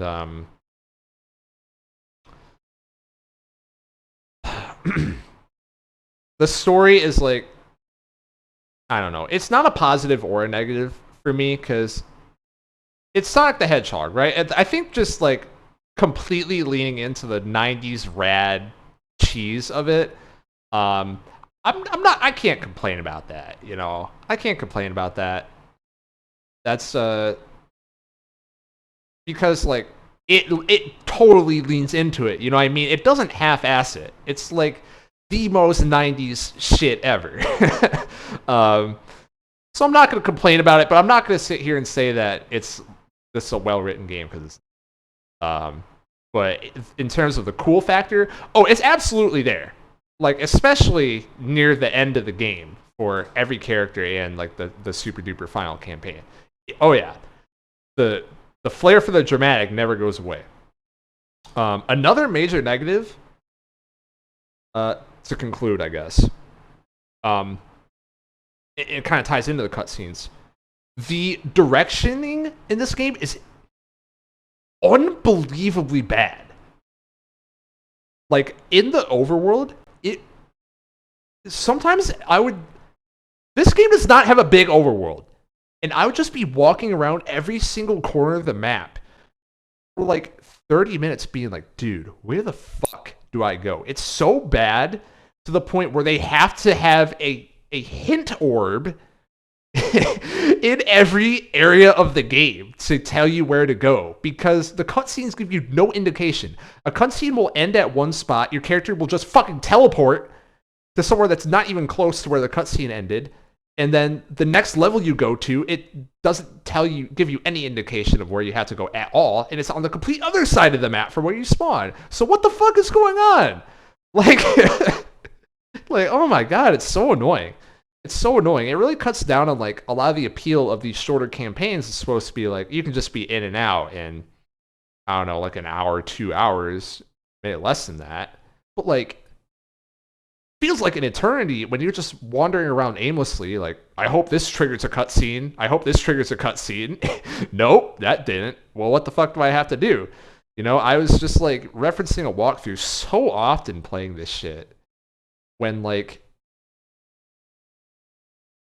it's not a puzzle. It's just like trying to find the right area of the map to walk to. It doesn't feel good. I don't know. But after playing this, I'll tell you what. Every 4 out of 10 is not built equally, right? With this game, I'm like, damn. The core concept, I'm buying in so hard. I was not as much buying into the Genesis games, but like, man, Adventure 2, I could see a world where this is really good. All they need to do is not have the game be broken. Like, all they need to do is have it be functional and not take any of the good away that was established in Adventure 1, and they could really have something cooking. And of course, I know one of the more iconic video game characters of all time appears in that game, Shadow the Hedgehog. I'm very excited to meet him. In context instead of in out of context videos for the first time.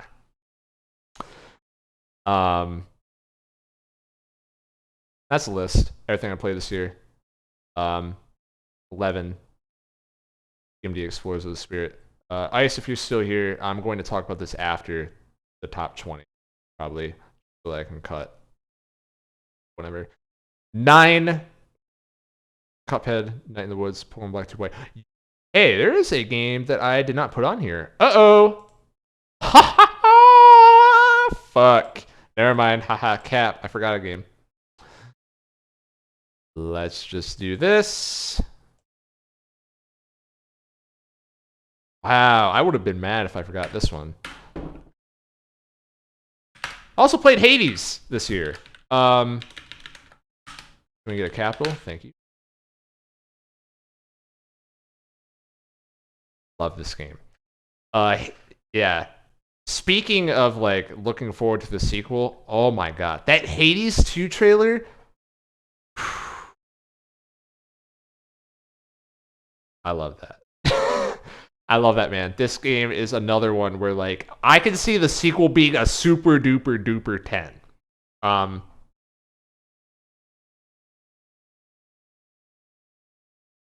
So this game's obviously like hyped up to shit.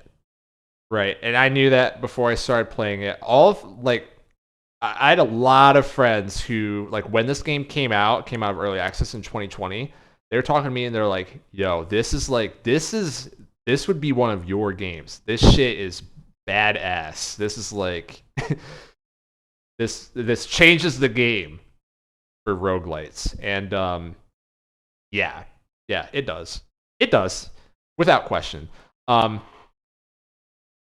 So the thing you hear everyone talk about with this game is that there is so much goddamn story.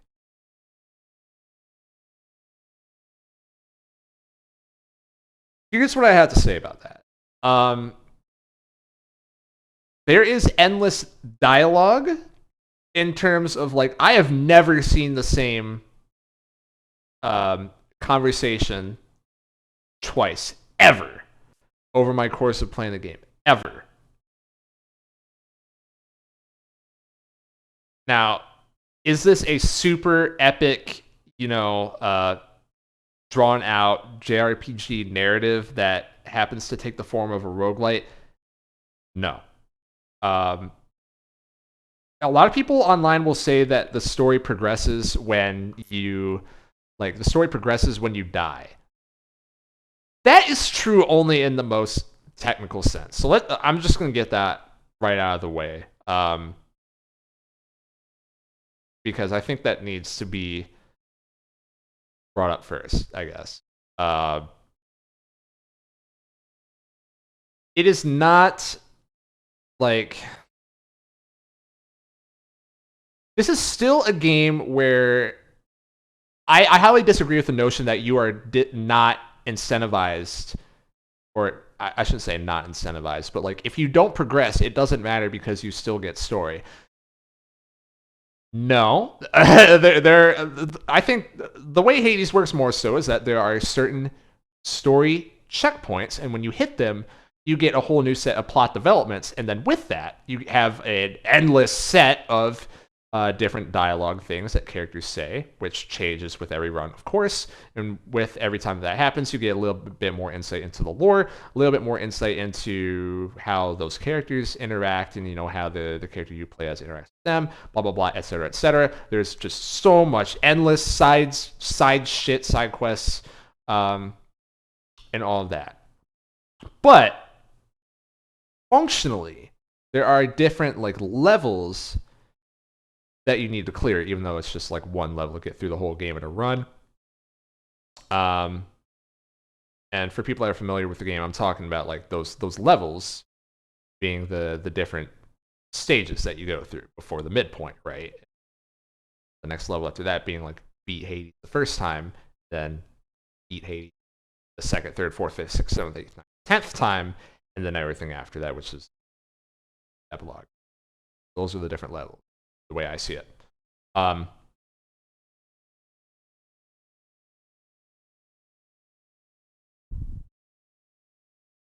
So the gameplay loop with that narrative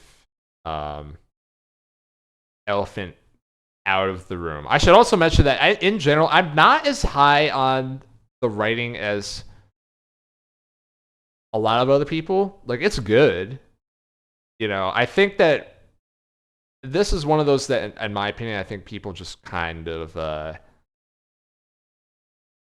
again, like, I was under the impression that this is going to be like some super epic, like amazingly written, mind-blowing thing. It's good. I'd say like great. But it's concise, It's not like super mind-blowing, sprawling, and whatever. Whatever. That's my thoughts on that. To the gameplay, because that's what matters. That's why this game is so goddamn good. Especially the opening hours, man. It's this is a fucking Mashers game, right? This is granted, this game came out in the same year as Doom Eternal, but I love how games have been pushing towards the idea of moving forward is rewarded, and it 1000% is in this game. A lot. You just fucking mash, react to tells, move around quickly, manage all your skills, all that shit. And it's something that just feels very satisfying. You are a fucking dominating force. It does, it does the very difficult to manage roguelite thing of every run feels different, obviously. But it's not like you're 1000%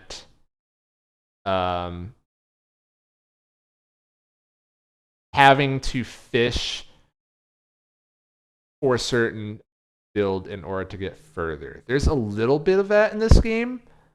But I go way harder than that in other games. You know what I mean? This is a game where it definitely feels like you can outskill your way out of anything, potentially.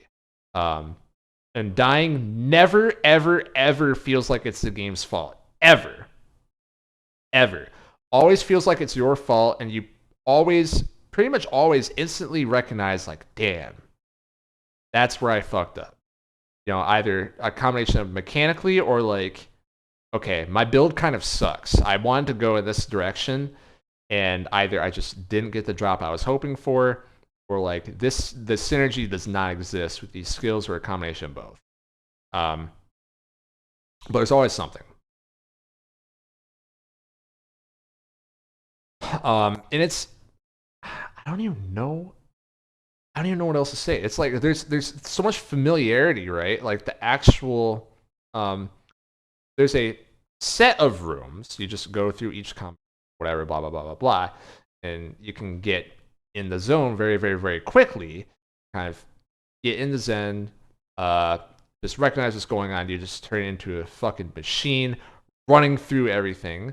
Of course, don't get hit even one time, especially early in the game, because you're gonna get fucked up.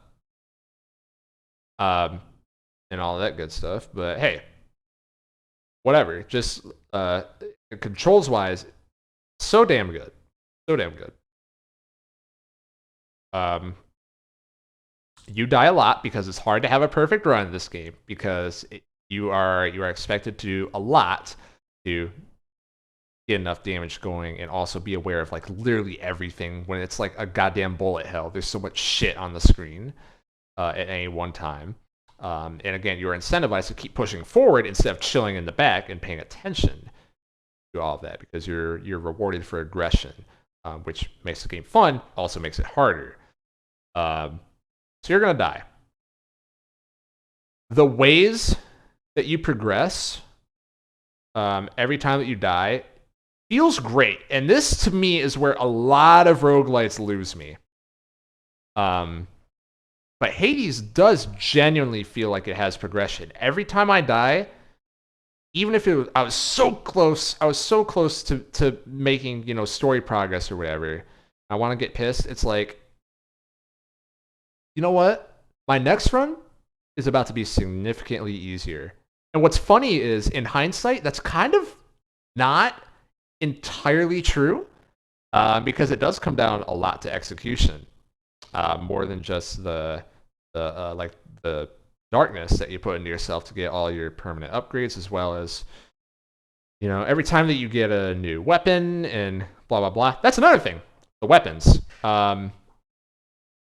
Kind of a double-edged sword for me. Some of them are really like the variety is really cool for some of them.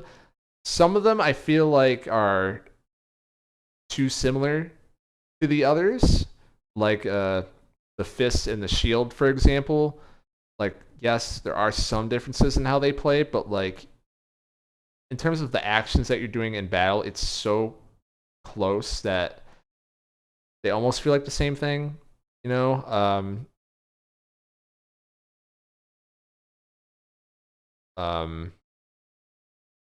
all the other ones kind of like have their use. I don't really care for the spear personally, or the gun, but I do acknowledge that they feel different. The sword also, like, it has its differences, but kind of similar to the fist and the shield as well in terms of just like, a lot of just dashing around and getting up close. That whole and whatever. Because again, I mean, it's a game that rewards aggression, sure, but sometimes things can tend to blend together slightly. But that's just a minor nitpick because you do like. There are very much like different play styles when it comes down to it, because you need to understand like the mechanics of the game, even though it is like a masher. You know what I mean? Mashing is rewarded, aggression is rewarded. But like, you need to understand what the fuck's actually going on.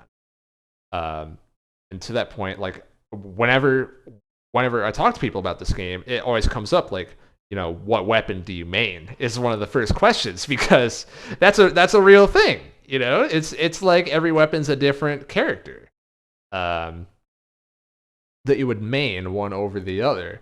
They all have their own unique identities and the unique power-ups that you'd want to get for each of them, and et cetera, et cetera. There's some cool, like, the in-run decisions that you have to make, like choosing what chamber you go into. That's a pretty spicy part of the game, absolutely. That keeps it feeling very fresh. There's some times where you get really excited when it's like, Oh, hell yeah, we got a Daedalus hammer as one of the options. Hell yeah. Or like, hell yeah, we got Hermes. You know what I mean?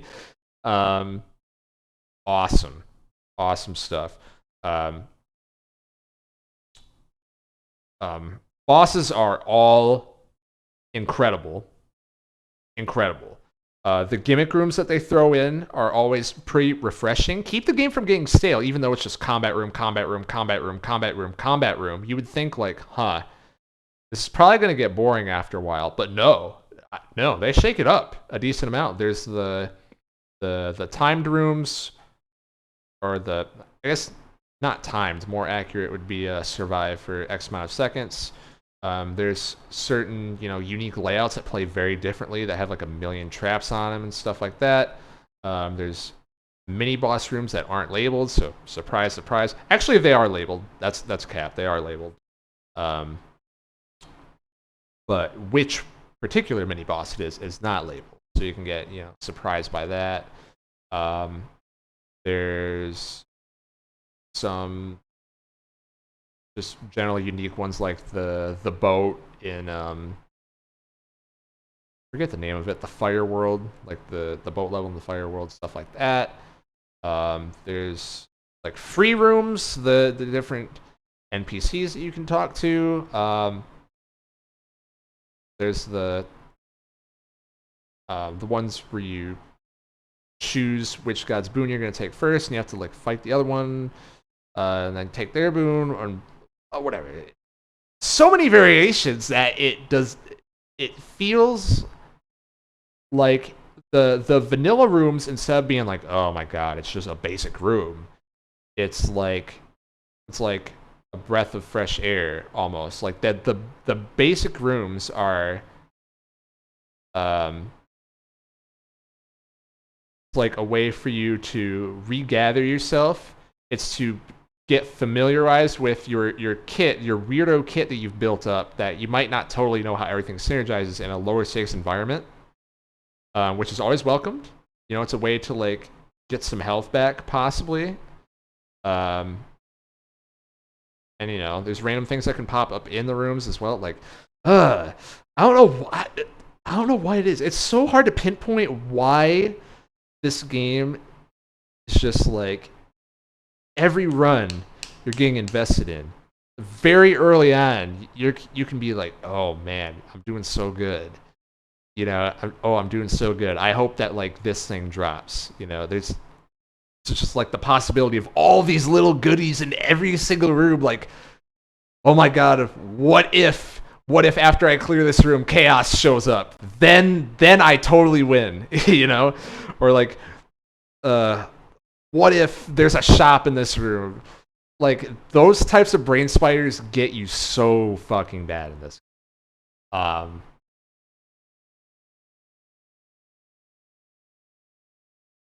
So for a while I was playing this game, I thought it was a 10. I was like, dude, I don't want to play any other roguelite ever after Hades. Like, I've been converted. This is it. This is it. This is like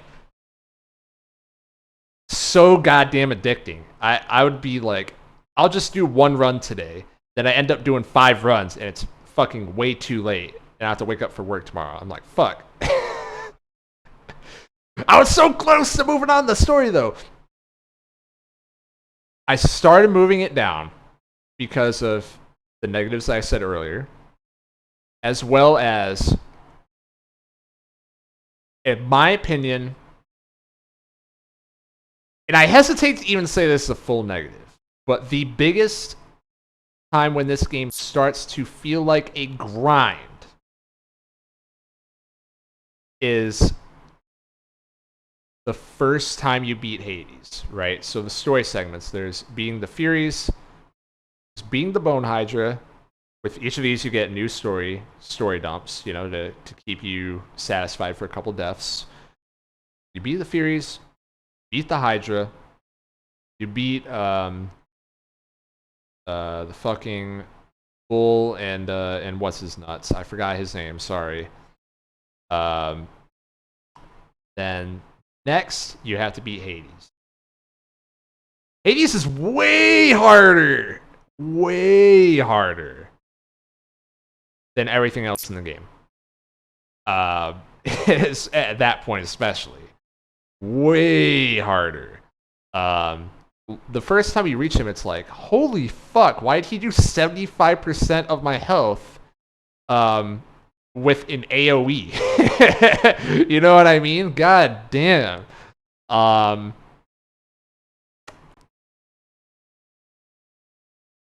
here's the thing. It gets to a point where, because Hades is so much harder than everything else, I am not going to sit here and deny that it's really, really, really satisfying when you finally beat this asshole. Oh, it's so good. It's so good. It's one of my most memorable gaming moments of the year for sure. I took a screenshot of that shit. I was like, I fucking beat him. Hell yes. But every single attempt that I went back there, I could not stop ignoring that it's like, the first half an hour of every run kind of is starting to feel like a waste of time. Because I put all this time in, and you're no longer getting good rewards for story progression and all that stuff. And you could switch weapons if you want, but obviously you're going to do worse. So you have less of a chance of beating Hades because you need to be on the top of your game to beat him. So you're not really, you just kind of incentivized to stick with what you know at that point and just like fish for a good run. And every time you die, where it wasn't frustrating before, it starts to get frustrating because like, man, those rewards I got because I was just trying to not really expand and get my rewards. I was just trying to do what gives me the best chance to win because I need to go try hard mode to beat this guy. And every time you die, it actually does just feel like lost progress.